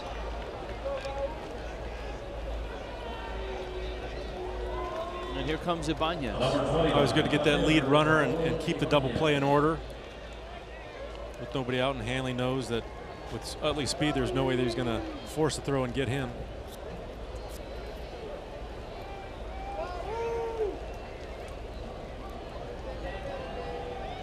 Ibanez, 2-run single in the second, is flied out and walked. A lot of times that's when guys make errors. They try to make the spectacular out of the almost impossible. You see outfielders trying to make throws that they've got no shot at getting a guy at home plate, yet they'll, I don't know if they just want to make it look good, like they're going to get a throw to the cutoff man. They end up missing the cutoff man, and the ball gets away and a run scores, or the guy's able to take an extra base on that throw to take the double play out of order. So there's a lot going on out there thinking wise that a lot of people don't realize it. You got to play through your mind on where to throw the ball. Utley back on the throw from Badenhop. Ibanez has driven in 5 in this series. Utley has driven in 4. That's a fair ball. Cantu gets the out, and he thought that one through in his mind. Ball brought him to first. He got the out there, and the tag play out at second. A nice double play. 3-6, and Badenhop has 2 scoreless innings in the books.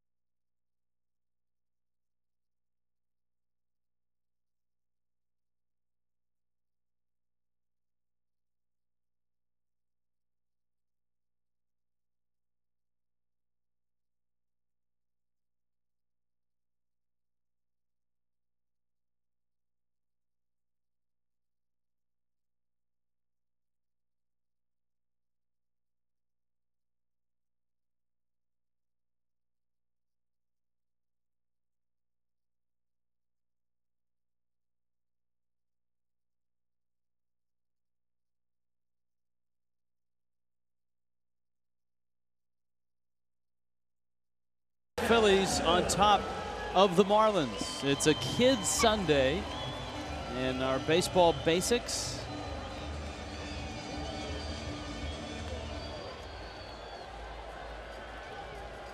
Marlins trying to get on the board here. Aha, there it is, the cleanup hitter, fourth batter in the lineup, expected to clean up the bases. Jeff Conine, what makes for a good cleanup hitter? The ability, that's what you call your run producer. He's the guy that coming up in clutch situations with men on base. Cantu drives one to left field. The Marlins have a base hit to lead off the 6th inning. Finds a way to get those guys in, whether it be on man on third base, less than 2 outs. He knows how to hit a fly ball, ground ball, whatever it takes to get him in. See, Happ, one of his few mistakes he's made this afternoon was a pitch up before he stays on top of it. There's different theories as to where to put your best hitter or your best run producer, because it always used to be you put him in the 4 spot, but some managers, Tony La Russa, for example, has Albert Pujols hitting 3rd because he wants him up in the 1st inning, and then he adjusts the back of his lineup with the pitcher hitting 8th, so he can get a little more, I guess, a few more opportunities for Pujols to drive in runs later in the game. That's a good theory. When you've got a dynamic like Albert Pujols in your lineup, definitely you would construct something to give him as many opportunities as you can to win, because you know, St. Louis, with the year Ryan Ludwig's having, is Albert's your man. He's the only guy in that lineup that you're really going to fear every night. And the Marlins' best run producer is their number 3 hitter, Hanley Ramirez. Ugla rips one. So the Marlins have a couple of Lod hits here, and Ugla's single follows Cantu's. Up comes Cody, and we'll see if the Phillies bullpen sparks to action. 84 pitches for Happ. Pretty much the same pitch that Cantu saw up. Starting to elevate the pitch a little bit. There's a little way, but I tell you, Feliz has seen some bullets gone by him today. He had a lot of action at third base. That's Ugla's first hit of the series. And up comes Cody Ross, who was 0 for 2. One of the challenges for Cody Ross in playing every day is to eliminate the streaks. Not necessarily the hot streaks. Cody, we've seen, can be extremely hot, but the reverse of that, the cold streaks. And right now he's on one of those. Yeah, you know, they always say that when you're in a slump, you're 1 day out or 1 day away from getting out of a slump. When you're in a streak, you're 1 day closer to getting into a slump, and that's what baseball's all about. It's about streaks and slumps, but the really successful hitters will minimize those slumps and get out of them more quickly than players that aren't. Off of Felice's glove, he's made another error, and the Marlins have him loaded. Boy, what a tough day for Pedro Feliz, who is one of the best defensive third basemen in the National League. It's 2 errors.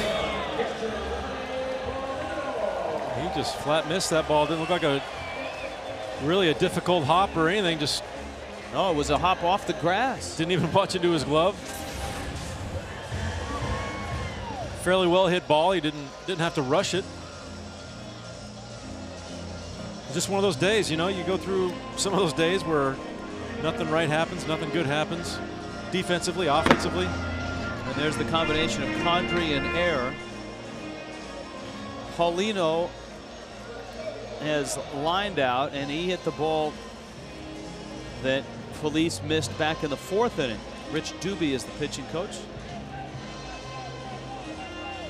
Now this is where the Marlins really need to capitalize. We got bases loaded, nobody out. You got to get something out of it. The Marlins got nothing out of a 1st and 2nd, nobody out situation in the 1st. They had a couple runners aboard with 2 outs in the 3rd, didn't score. A runner aboard in the 4th, didn't score with 1 out. So it's Paulino. In situations like this, you want a crooked number. And Happ misses high.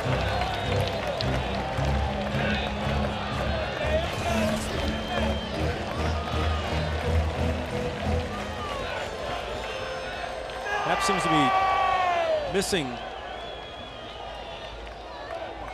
starting to miss pretty badly on his pitches. You know, he was so precise there for the first 5 innings of this game, and now he's really starting to pop up. And Rollins makes the catch. That would not be a productive out. A productive out would have been a sacrifice fly, or at least something to score a run. And so now it's Brett Carroll with 1 out and the bag still loaded.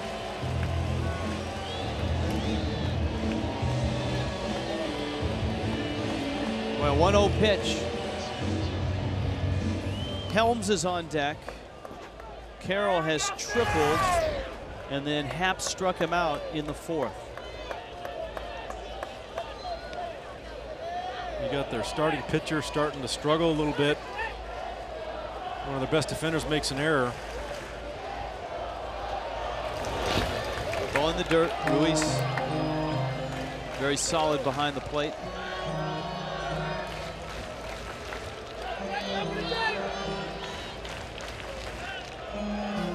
One and 0. Infield's back for 2. And that includes Felice at 3rd. And Bruntlett at 1st. With a 4-run lead, manager will concede a run at the corners if you're looking for a double play. If it's later in the game and it's a tighter ball game, that third baseman, first baseman might be in, looking to gun down the runner at third going home. Carroll fouls that one back. And it's 1-2. 0 for 7 with runners in scoring position.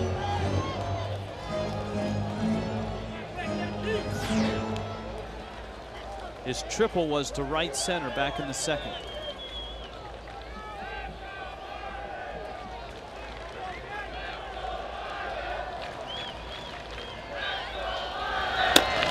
Fastball struck him out.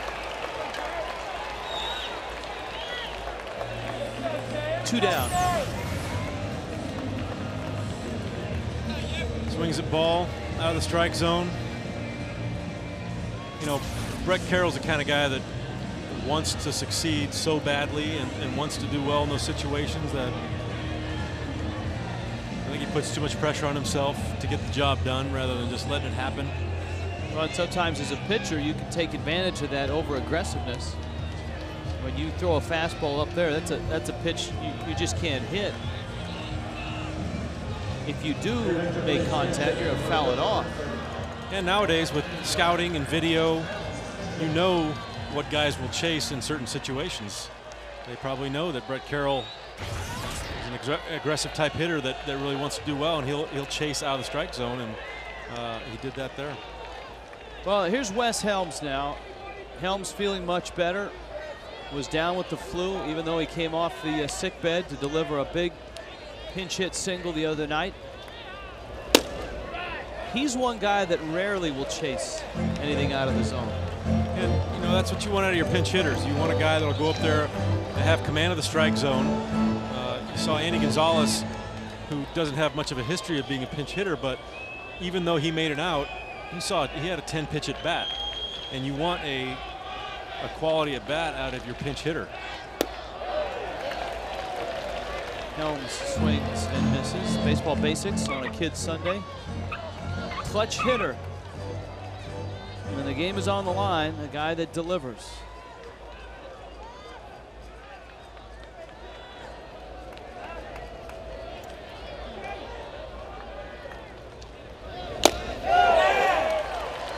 One and 2. The Marlins loaded the bases. Happ got Paulino to pop up. He struck out Carroll. And now he's 1 and 2 on Helms.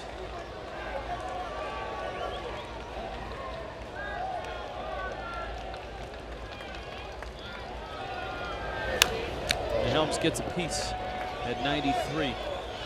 As frustrating as a day as it's been on the other side, with Andrew Miller struggling and not even getting to the third. Offensively, the Marlins have had opportunities against Happ.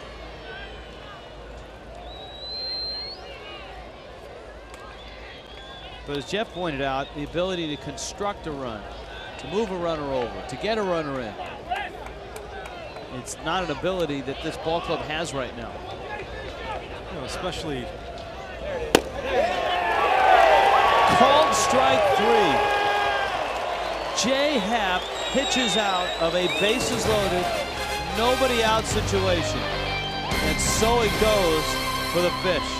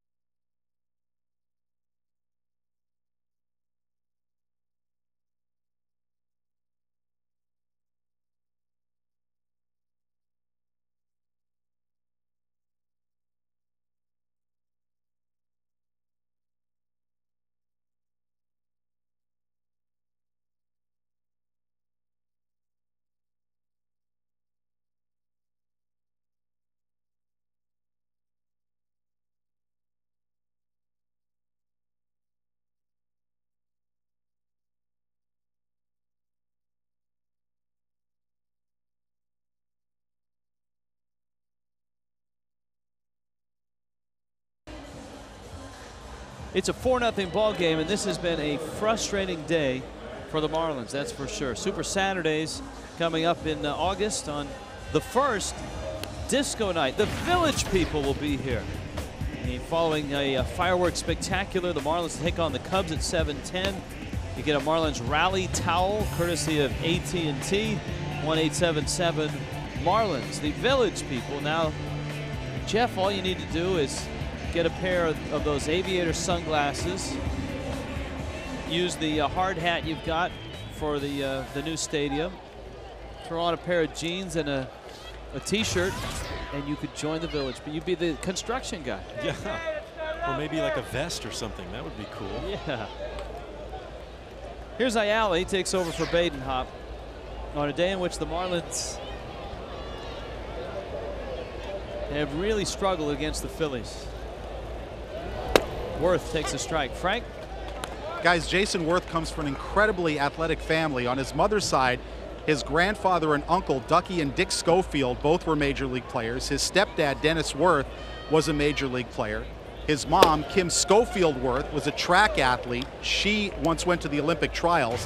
His sister, Hannah, currently is a scholarship volleyball player at the University of Nebraska. And his other sister, Hillary, is on the UCLA, Jeff, you paying attention? UCLA track team. She's a heptathlete. So here's the quiz, guys. What an athletic family. They must have had some interesting family outings. Wow, that's impressive stuff. A little competitive, maybe? Jeff? Here's the quiz, guys. Okay. Can you name the events in the heptathlon? Wow. There's no rifle involved. No. It's strictly track and field oriented. Right, okay, so javelin? That is correct. All right. Long jump? Long jump? Triple jump? No. That's men's. That's in decathlon. High jump? High jump? Hurdles. You got to run hurdles, right? How far? 400? 100 hurdles. 100 hurdles. Okay, you got 3 left. 800 meters. 800 meters. You got 2 left. Shot put. Shot put. You got 1 event. Hammer throw. No. No, not that hammer, bro. Hermida takes the catch. 200 meters. Oh, the 200 meters. Yep. I was just about to say that. Yeah. Well, I'll say one thing. If she throws the javelin, you got to give respect to a lady that can throw a spear. I don't think anybody messes with her. No, especially if her brother is Jason Worth. All right, guys. It's what an athletic family, though. I mean, good athletic genes in the Worth family for sure. I don't think Niner spent any time around the UCLA track while he was there. Did you? I went around it once. That was to get to the frat party on the other side of campus, right? No. Eric Bruntlett back to Ayala. Marlins bullpen has been outstanding. I mean, you've got Sanchez and Badenhop and now Ayala, all scoreless innings.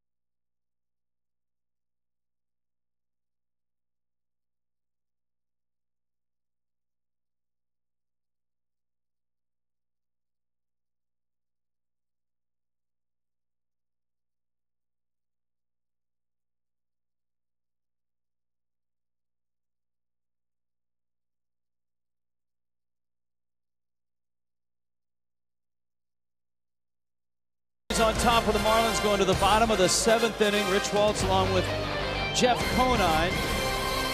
The Marlins and the Phillies. And we're proud, of course, to be on AFN, the American Forces Network, broadcasting to U.S. Armed Forces serving in 177 countries and aboard ships at sea. Thank you for what you do, and hope you've enjoyed our presentation of the Marlins and the Phillies. And I think if you've watched this ball game, you get an idea of what's happening with both of these teams, Jeff Conine.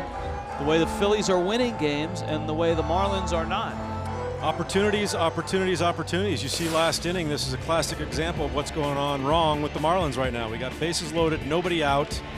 A guy that's starting to struggle a little bit. Got a very hittable pitch right there, pop up, 1 out.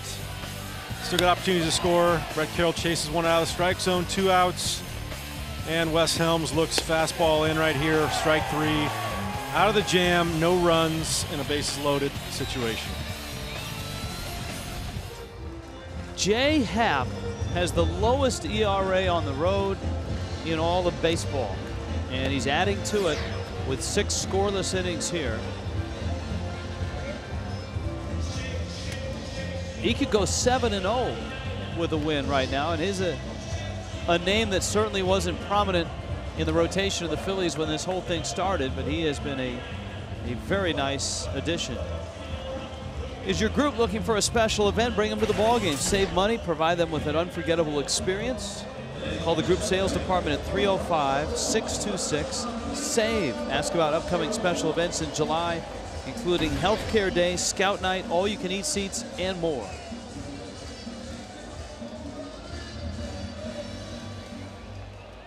The Marlins need a little more of that, a little more life in the lineup. Bonifacio, Hermida, and Hanley. They need a plan. And a strike from Happ, who is approaching 100 pitches. He's at 97, and the Phillies bullpen is ready to rock and roll if he stumbles here in the 7th. Bonifacio chops it. Felice whips it across in time. 2 errors today by Pedro Felice, very uncharacteristic, but he makes a play there, and there's 1 out. He's only done it 6 times in his career, and the last time was August of 2007. He made 2 errors. Chan Ho Park in the Phillies bullpen.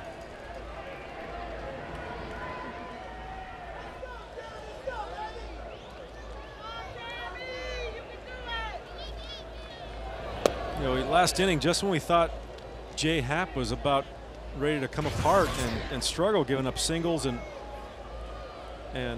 another hard hit ball, he's come right back, to his credit, come right back and thrown some really quality pitches.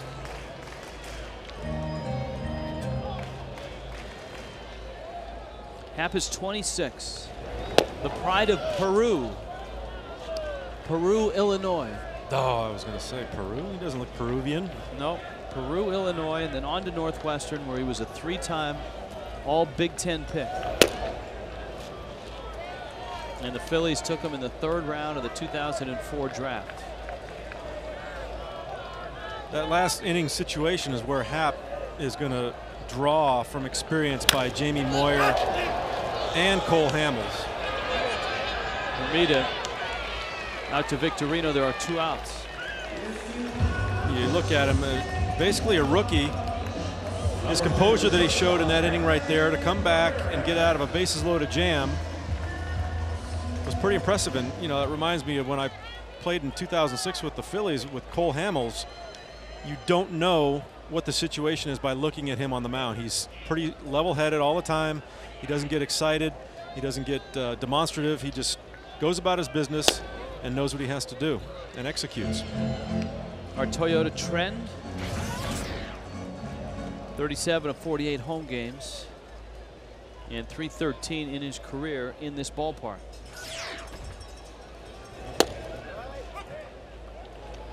In this ball game, Hanley's 1 for 3. He's flied out to center twice in his single.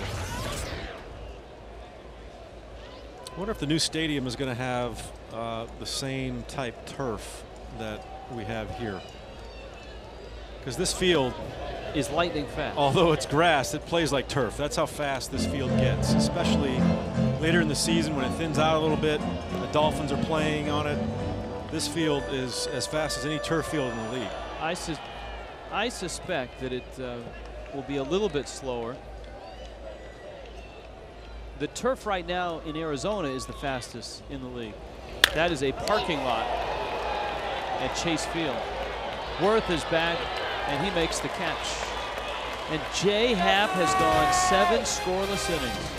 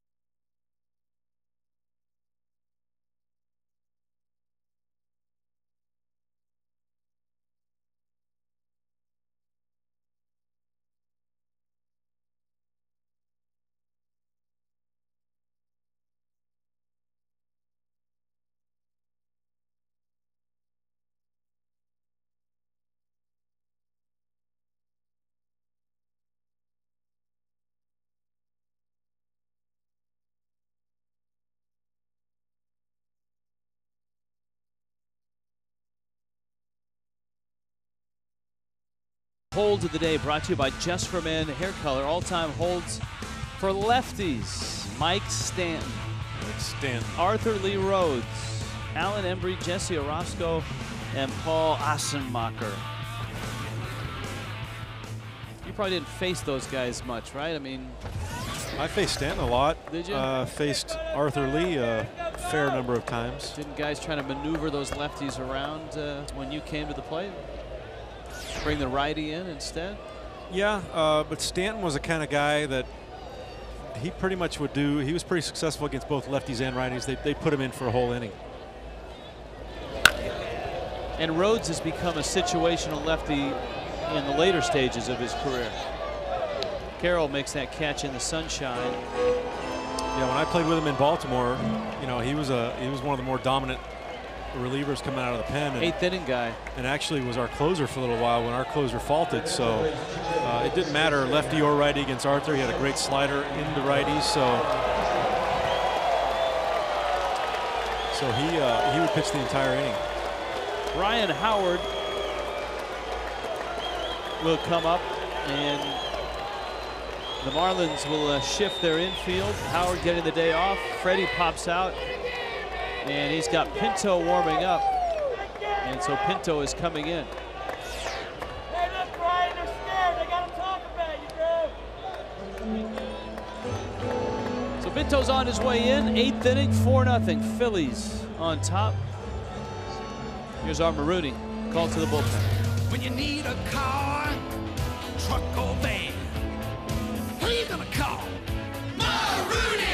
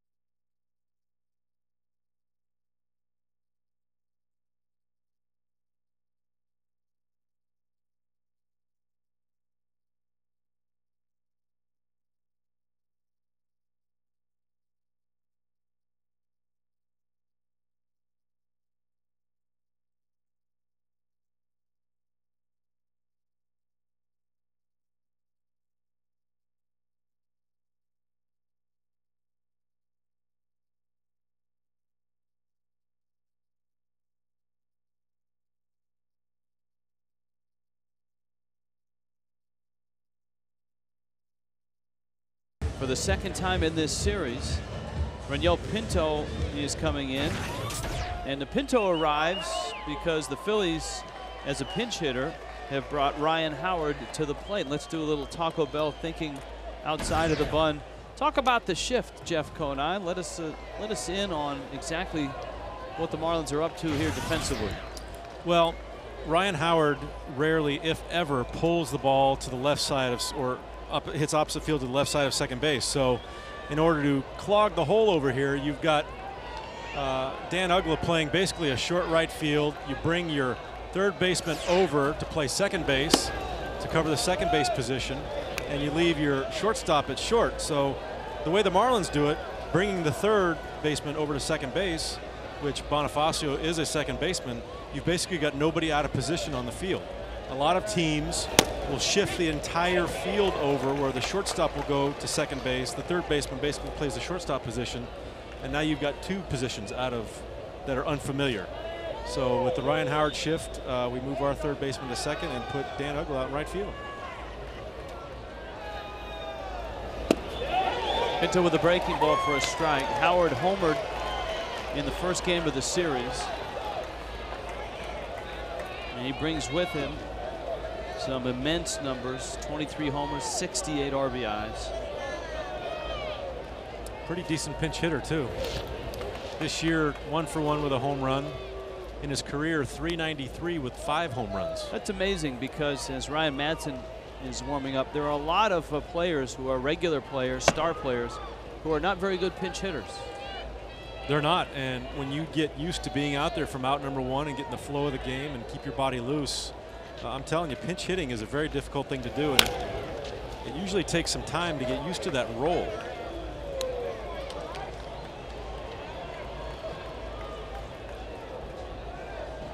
I was around one of the better designated hitters in history, Harold Baines. I played with him in Baltimore, and essentially a designated hitter is, you know, it's almost like pinch hitting 4 times during a game because you're not into the flow of the game on defense. Do you think there will be a place in the Hall of Fame for a Harold Baines or an Edgar Martinez as DHs? I think so. I really do. Both of them did play defense earlier in their careers. They made the most of their offensive numbers as a DH. But hitting is the most difficult thing to do in sports, and they did it quite well. Howard walks, and so Pinto will have to face Jimmy Rollins. Rollins is 3 for 4, and he's still a home run shy of the cycle. The triple came in the first, the single in the second, the double in the third.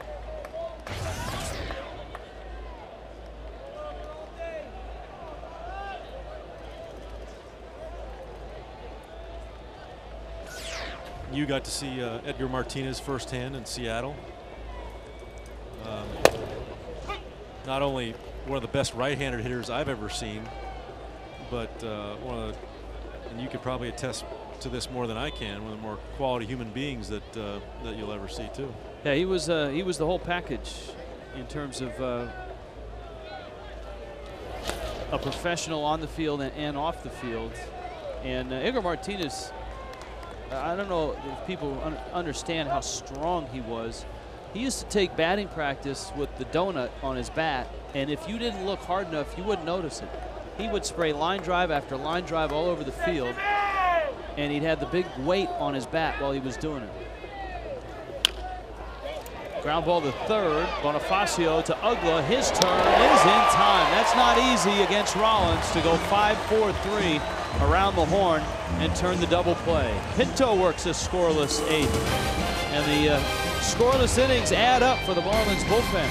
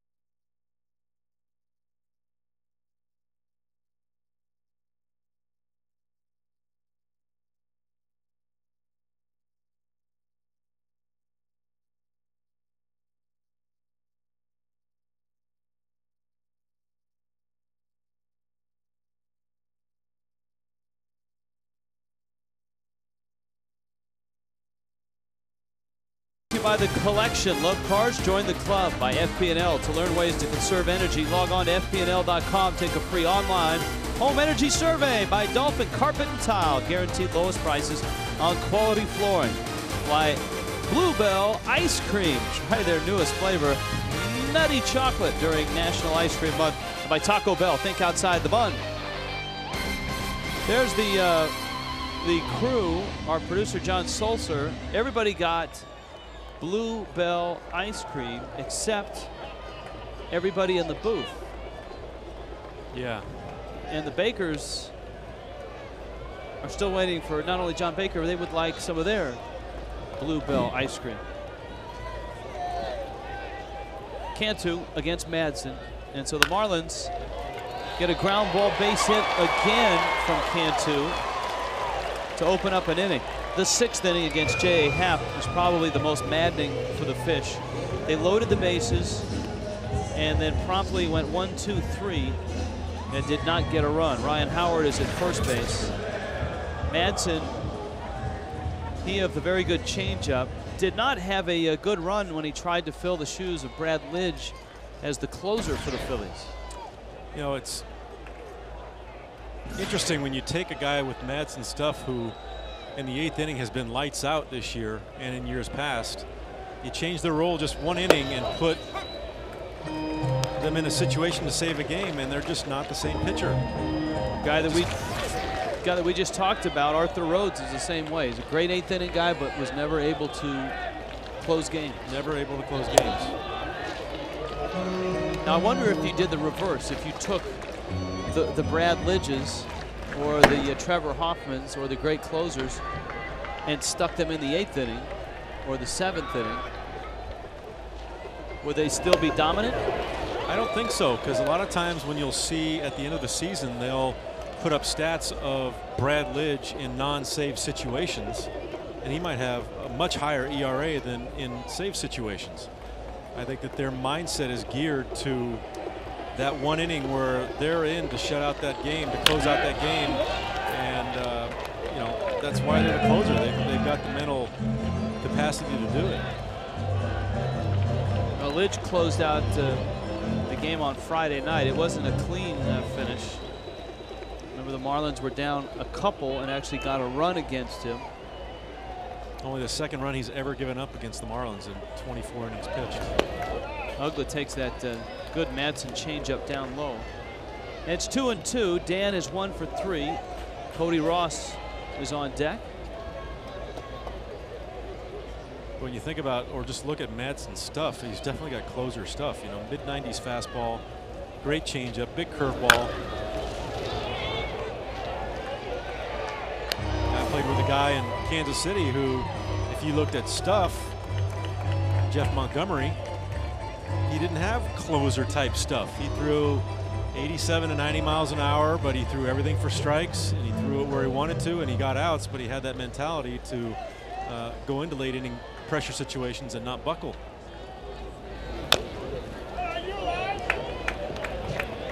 Madsen just threw a 94-mile-an-hour nasty sinker. That's tough to hit.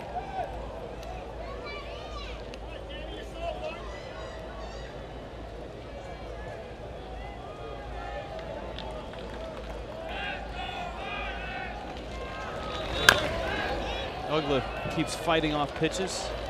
Another 94-mile-an-hour two-seamer.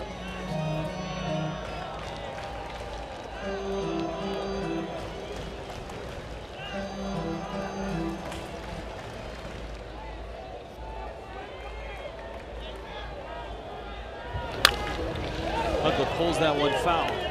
So, I mean, this is the final game of the series, and it's game 3 because last night's game was canceled after an inning and a half. And the lead that the Marlins had last night, the 2 runs they got on the Hermida double, that's the only time they've led in this entire series. Struck him out. Wow. He pumped it up to 98. That was a 4-seamer, maybe even a little cut on it. Right on the outside part of the plate. When you're seeing those 94s inside, inside, inside, you tend to start looking in there because you don't want to get beat in there again. That opens up the outside part of the plate right there, and he had no chance on that fastball.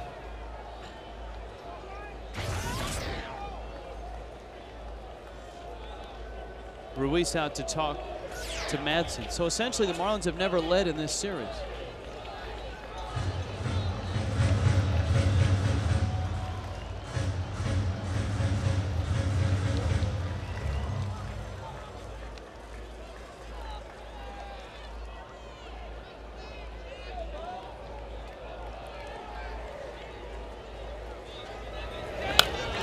Ross fouls it back to the screen.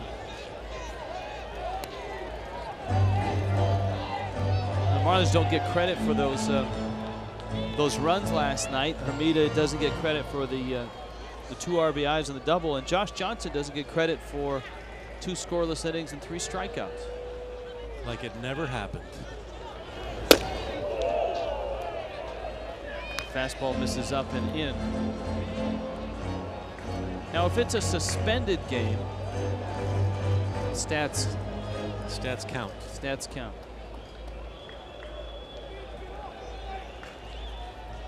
And I think they've changed the rule. Correct me if I'm wrong, because I haven't had this situation come up in a long time, but if you're tied after a legal game, right? It used to be if there was a postponement, then the game would be, the stats would count, but you would have to play the entire game all over again.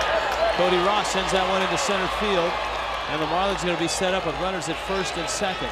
Yeah, you're right. They did change it, and now they pick up the game and play it from that point. Because when I first started in the league, we did that. We picked it up and finished that game. Then they switched to where you had to play the entire game all over again. And now they're back to where they just pick it up. Well, and that's what happened with the Nationals and the Astros, in which the oddity there, they picked up a game and resumed it, and the winning pitcher of the game had been traded 3 weeks earlier, Joel Hanrahan, and the guy that scored the winning run was involved in that trade, Niger Morgan. He wasn't on the roster when the original game started, but he goes in and pinch runs and ends up scoring in the, I believe it was the 12th inning. Paulino takes down low, and the Marlins have got Madsen ruffled a little bit. Couple of hits. Myers in the bullpen.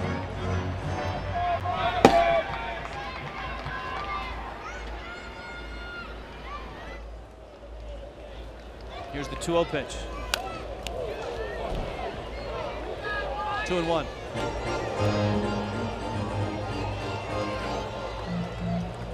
Ross Globe on deck. Waiting for him, though, down in the Phillies bullpen, is J.C. Romero.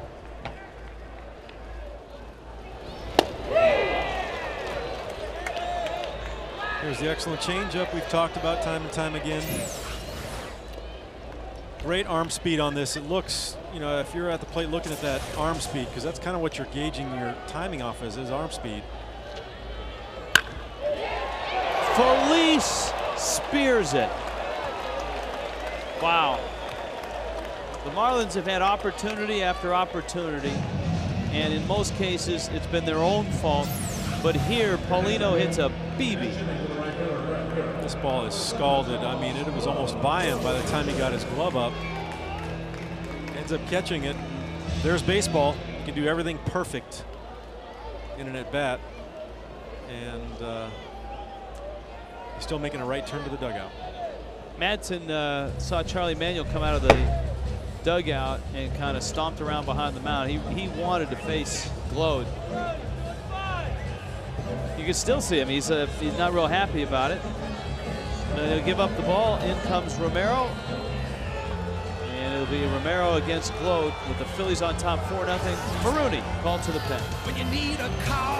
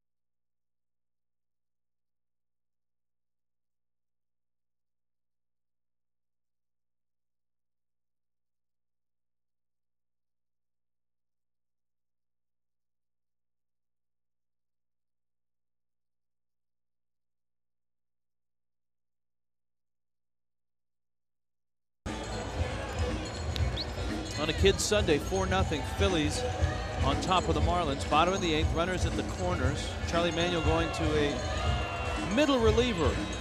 Baseball basics, Mr. Conine, a middle reliever.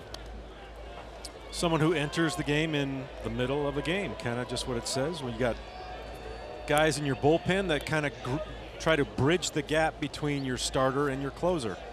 Those are called the middle relievers. And nowadays, you'll have a mix of righties and lefties that are mostly specialists that will, just like J.C. Romero here coming in, lefty to face a left-handed batter, because it's more difficult, especially for a left-handed hitter, to hit a left-handed pitcher simply because they don't see him very often. There aren't that many left-handed pitchers. Ross Glode to face Romero.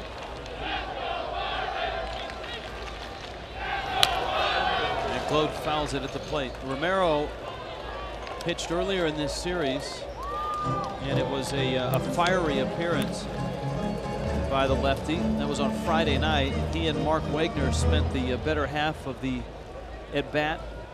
It was Jeremy Hermida who was at the plate, yelling at each other. He ended up walking him. Glode sends that one out of the air, right center field. Worth makes the catch, battling the sun, and the Marlins lead 2 more in a 4-0 Philly lead.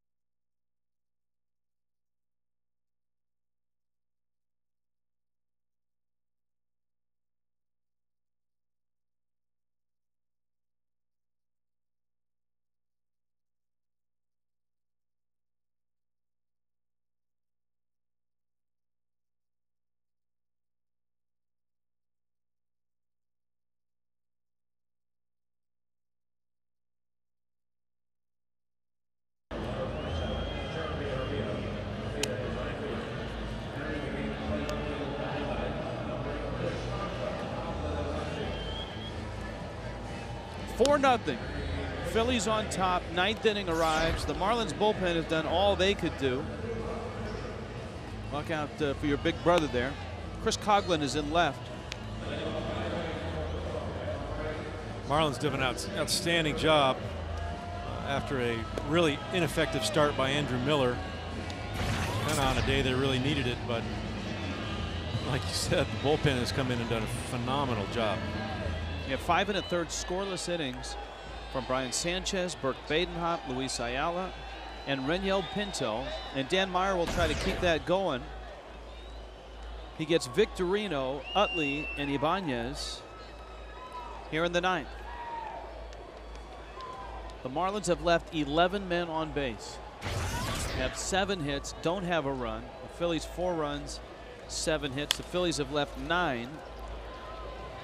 And Victorino sends it out to right. Hermida makes the catch. Meyer throws a pitch and gets an out. Elsewhere in baseball, we've been talking about Roy Halladay, and the Phillies are one of the top names rumored to be in the running. Halladay upping the ante a little bit today with his effort against the Boston Red Sox. A complete game 3-1 win. And so Halladay is now 11-3 as he beats the Red Sox in Toronto 3-1. John Lester, the loss in that game. Utley pops it up. Roy Halladay just proving, you know, he's a big game pitcher that has never had an opportunity to go to the postseason. So it'd be interesting to see how Halladay adds to a team making postseason starts, which I think would be a lot. Yeah. You'd want that guy on the mound in any situation in the postseason. Struck out 7, didn't walk anybody. His ERA is 2.73. Utley slices that one to left center. Ross can't get it. Nice effort. And Utley has himself a base hit, his first hit of the ball game.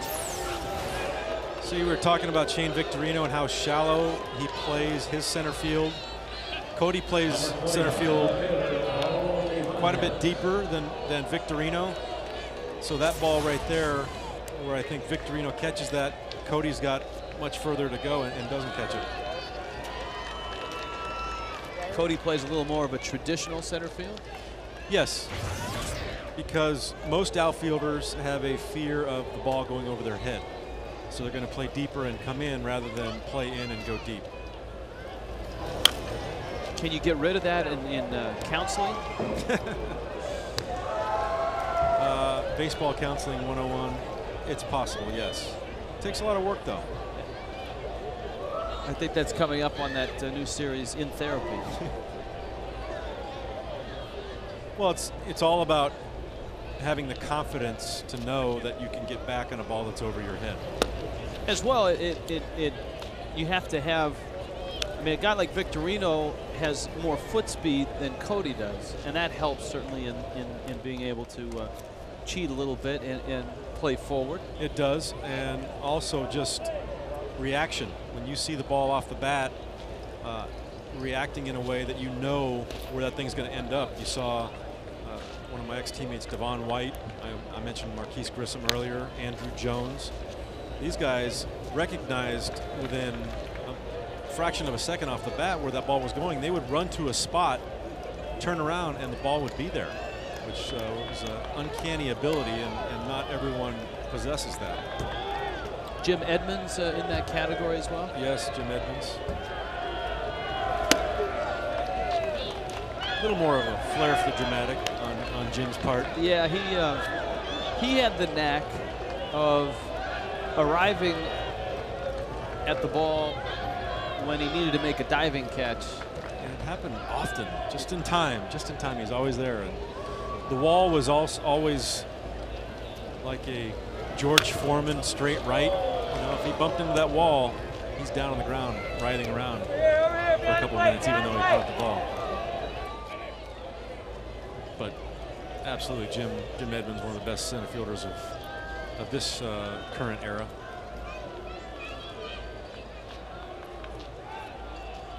He's looking in there for some runs. No, I think I found no. Erased it. Got deleted. Meyer walks Ibanez, and up comes Worth. Although the Marlins have a right-hander that's hopped into action. It'd be a lot more economical if he took the helmet off, don't you think? Probably a lot more effective in cooling. I didn't know you could eat popcorn in the tub there, as the guy behind him is showing. So Meyer exits. Freddie's going to go to the bullpen. Brandon Donnelly is coming in. Here's Armaruni, called to the pen.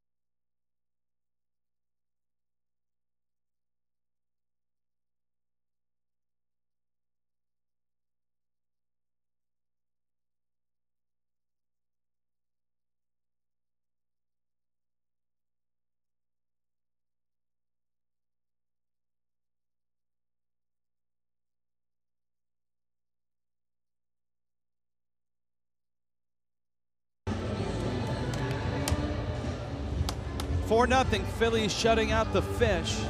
And the Marlins bullpen trying to keep their scoreless string going here. Dan Meyer has 1 out in the 9th, but he gave up a single to Utley and a walk to Ibanez. Brendan Donnelly will make his 5th appearance with the Fish.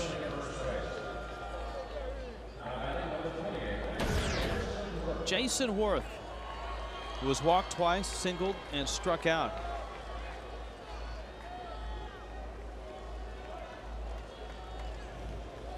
Donnelly is part of that vaunted Angels bullpen in their World Championship year and a few years after that. Angels themselves trying to capture the West again in the American League. They've moved to 3 games up over Texas. Texas having trouble with Minnesota the last couple of nights. Worth hits a fly ball to right field. Hermida is around it. Utley tags and then heads back to second. And we check in with Frank Fort. Frank, what's up? All right, guys. Well, Freddie Gonzalez has certainly used his bullpen today, and you know, you don't want to use everybody up, but if Freddie gets into a bind, I think there's a right-hander that might be available. We have that picture of the right-hander that's in waiting. How about this? Huh? The former UCLA Bruin? Was that a mullet? Where did you get that picture? No, that was my arm behind my head. It was not a mullet. How about that? Look at that arm angle, huh? Yeah. How about that? That is Jeff Conine as a UCLA Bruin pitcher. Wow. How about that? Where did you get those picures? I don't even have those. I got them from the school. Well, I do happen to be in the UCLA Baseball Hall of Fame. That is true. Although you do? I am. Although you were a self-described mediocre college pitcher. Well, I think my collegiate record included 4-2 with 1 save and a 6.06 ERA. So how does that get you in the Hall of Fame? Because he's Niner. Mr. Conine, can we have some money, please, for some scholarships or something? Don't you think? It's that easy? It's got to be. I just couldn't resist pulling that out for the UCLA Bruins. Hey, I'll make our own Hall of Fame, and if you'll make a contribution, I'll put you in there. To your own Hall of Fame? Well, I don't know. I wouldn't call it that, but we'll figure out something if you're willing to write a check. But your story is so unique because was it Guy Hansen? Guy Hansen. Your pitching coach in college was a scout for the Royals. Is that right? That is correct. Told the Royals he thought he'd make a pretty good position player, and you really didn't play a position in college other than pitch, right? I had 1 at bat in college, and I got hit by the pitch. And you get drafted just because your pitching coach knew what type of athlete you were. Yeah, and it wasn't like the Royals wasted a pick or anything like that. I was the 58th round. It was the last. I think I was the last pick they made that year. So when you got drafted, what was the first month like as a position player? Well, they basically, I guess it's kind of what they call a draft and follow. They wanted me to go play in, it's basically a semi-pro league in Southern California to see how I would take to hitting again. So we played in this just kind of like a beer league, you know, just go out there and have fun and play. And the scouting department that was there in Southern California followed me around and watched me play in these games. And at the end of the summer, they had a workout and with all the scouts and everything, and they liked my progress. So they ended up sending me to instructional league in September of that year. Here's the 3-2 pitch, and it's inside. He walked him.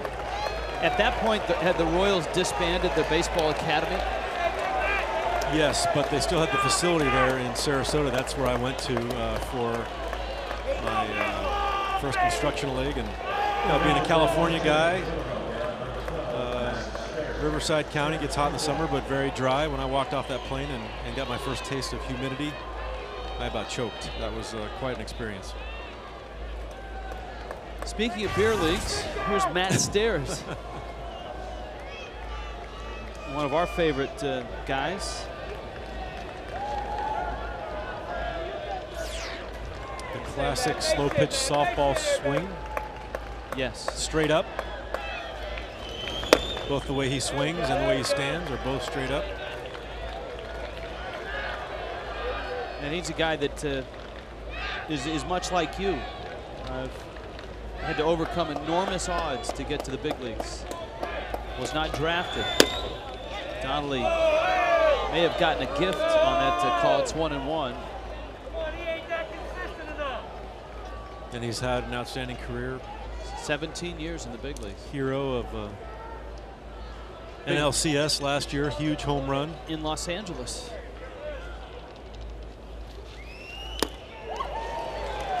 And a guy that nearly comes out of his shoes with every swing. Can't tell much difference between 0-0 and 0-2 swings.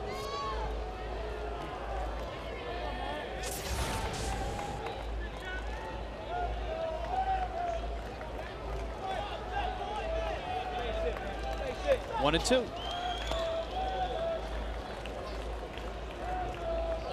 Donnelly missing low. The count evens on Matt Stairs, the Canadian. It was a Canadian team that signed him off the Canadian national team. The Expos signed him.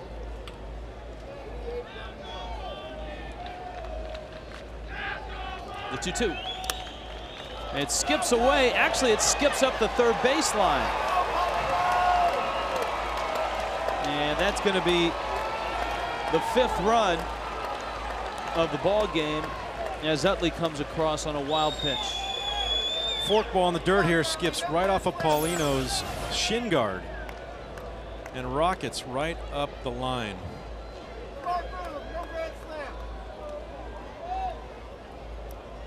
Kind of surprised to see the other two base runners still at their respective bases. Mayberry's at second. It's Felice at first. And now Stairs is aboard as Donnelly loses the pinch hitter, Matt Stairs. Carlos Ruiz comes up. Mark Wiley trying to calm down Brendan Donnelly.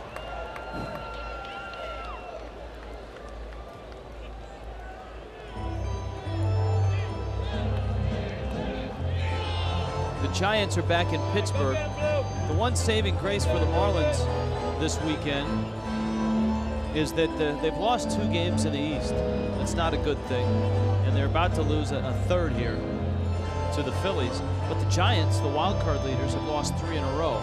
So the Marlins still sit 4 back in the wild card. The Giants are taking a 4-3 lead into the bottom of the 9th inning in Pittsburgh. The Mets and the Braves play tonight. Yeah, at some point when, you know, obviously your goal when you get into the season is the division. You want to win your division. But you know, the way this is going and 7-game deficit is not insurmountable, but it's significant. So that's why it's so great to have the wild card that you can focus on another set of teams to have your sights on. I'm a big fan. 2 wild card teams. You should be. 2 wild cards and 2 World Series rings. 0-2. But I think a bigger issue for the Marlins is the way they're playing right now. Because as the Phillies are on the verge of putting 7 games between themselves and the Fish, there's a host of other teams between the Marlins and the Giants in that wild card race. Ground ball up the middle. Hanley has it. He'll step on the bag. Inning over. A run across. And the Marlins are down 5 going to the bottom of the 9th.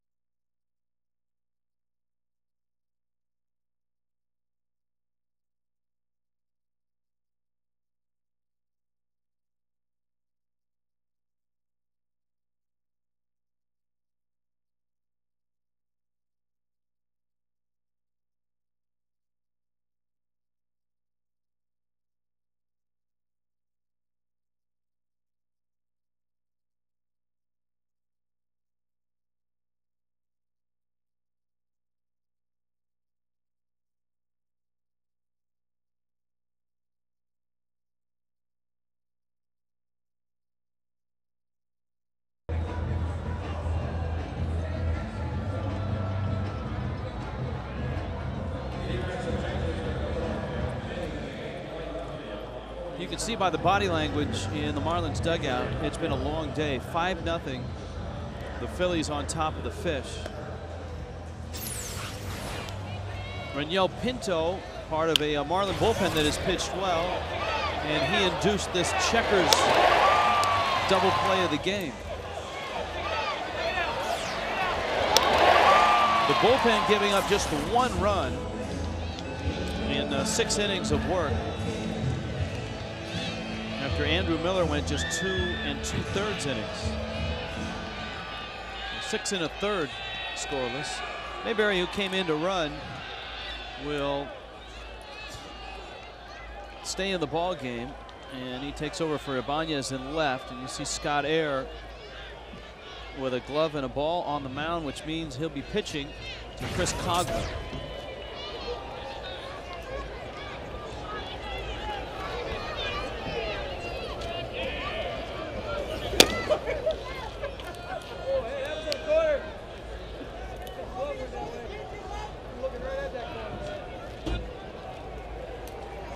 Ricky Nolasco in the Marlins bullpen, as we told you. The Marlins were holding Nolasco back, and so he needs to get his side in. The Phillies have Lidge up probably for 2 reasons, Jeff. One, in case something goes sideways here with Air, but he needs some work too out of the All-Star break. He's appeared just once in a series. Yeah, 3 days off, like we were talking about earlier, you know, affects a reliever the same way it might a hitter. You've got to have your feel, and you've got to be able to hit your spots. So he'll probably toss down there loosely for a while and maybe heat it up a little bit just to get that arm back in shape.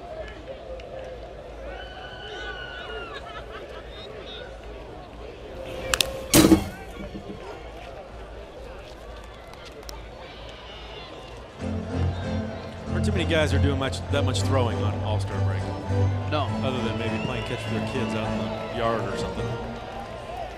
And I don't know that many in Lidge's neighborhood can handle his slider.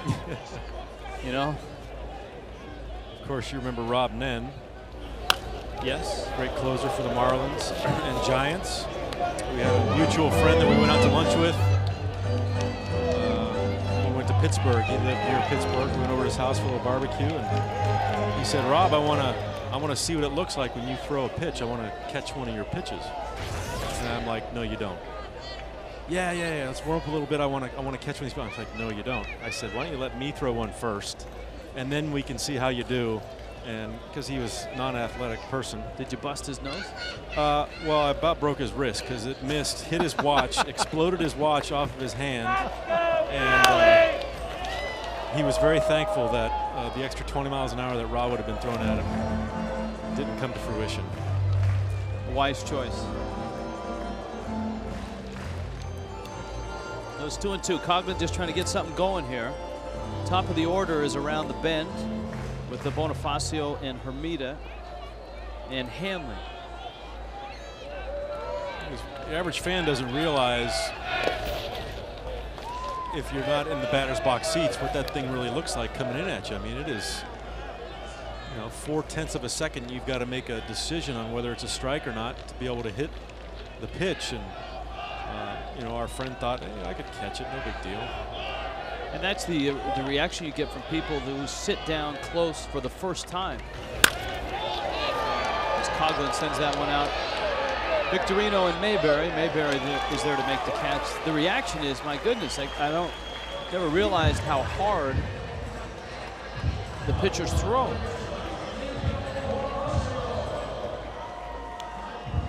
Here is Bonifacio. Our Prestige Audi moment is brought to you, of course, by Prestige Audi. 2 minutes south of Aventura, 1-866-7 My Audi today. This was the play at the plate. This was the first inning. It was a nice defensive sequence. The Marlins got out of the inning without giving up a run. And then they promptly, in the bottom of the first, had a double from Bonifacio. Hermida got hit. Things were looking great. And from that point on, it's just been a miserable day. The Marlins didn't get those runs home. The Phillies jumped on Andrew Miller with 3 runs in a very messy second inning. And the Marlins have stranded runners throughout the game. They've left 11 on. And the Phillies got a 7-inning, 5-hit shutout performance from Jay Happ. Madsen and Romero worked the 8th. And it's air here in the 9th.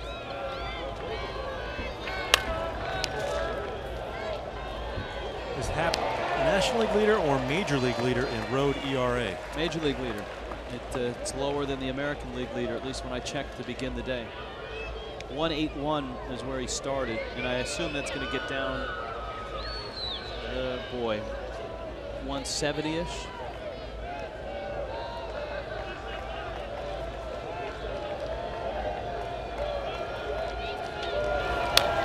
Bonifacio fouls it back. Felix Hernandez, King Felix from Seattle, is the road ERA leader in the American League, 1.97. It's pretty talented young pitcher there. Yes, a guy that is headed in the direction of being one of the elite pitchers in the game. Got the pleasure or displeasure of facing him in his rookie season. When I was in Baltimore, he was in Seattle. Yes. And? I think I got him, actually. He might be in the book. But I think I'm in his book, too. 1.57 is where Happ's ERA on the road is now. He's going to go to 7-0, and I know all the headlines the last few days around the Phillies were Pedro's here. He was posing for pictures for 3 days and doing interviews. Hey, he had a bullpen yesterday, and I think I can help this team. He's 3 weeks away at the least.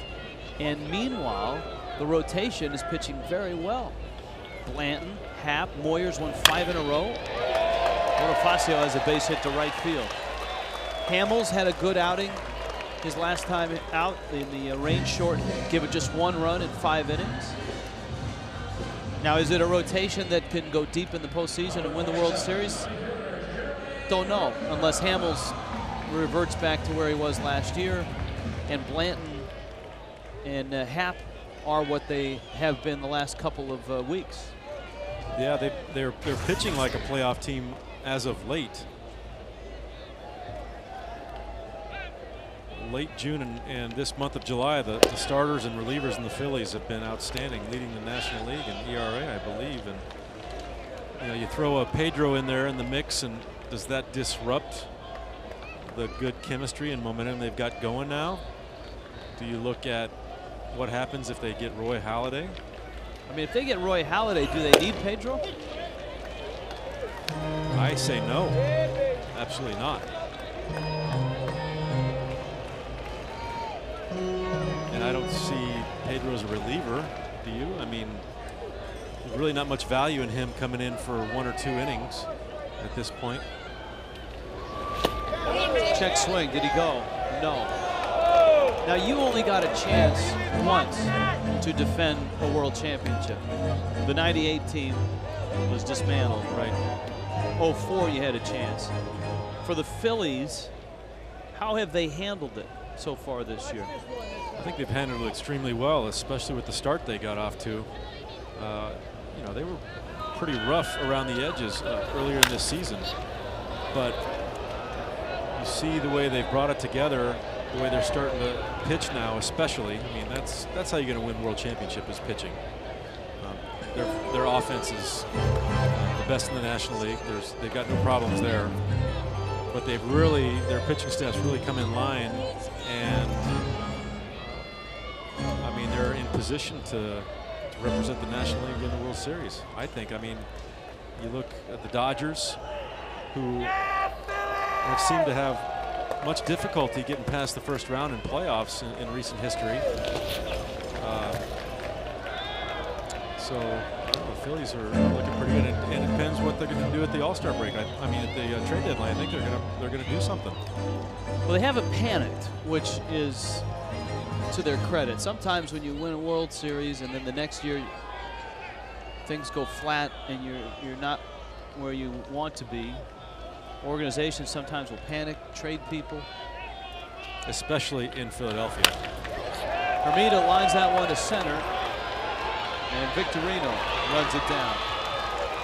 And that market, with that media, if you have one little blip on the radar screen, they're going to jump all over that. Don't you think, though, that media and that market has given the Phillies a little bit of a grace period, simply because in the long 100-plus year existence, that was only the second World Championship?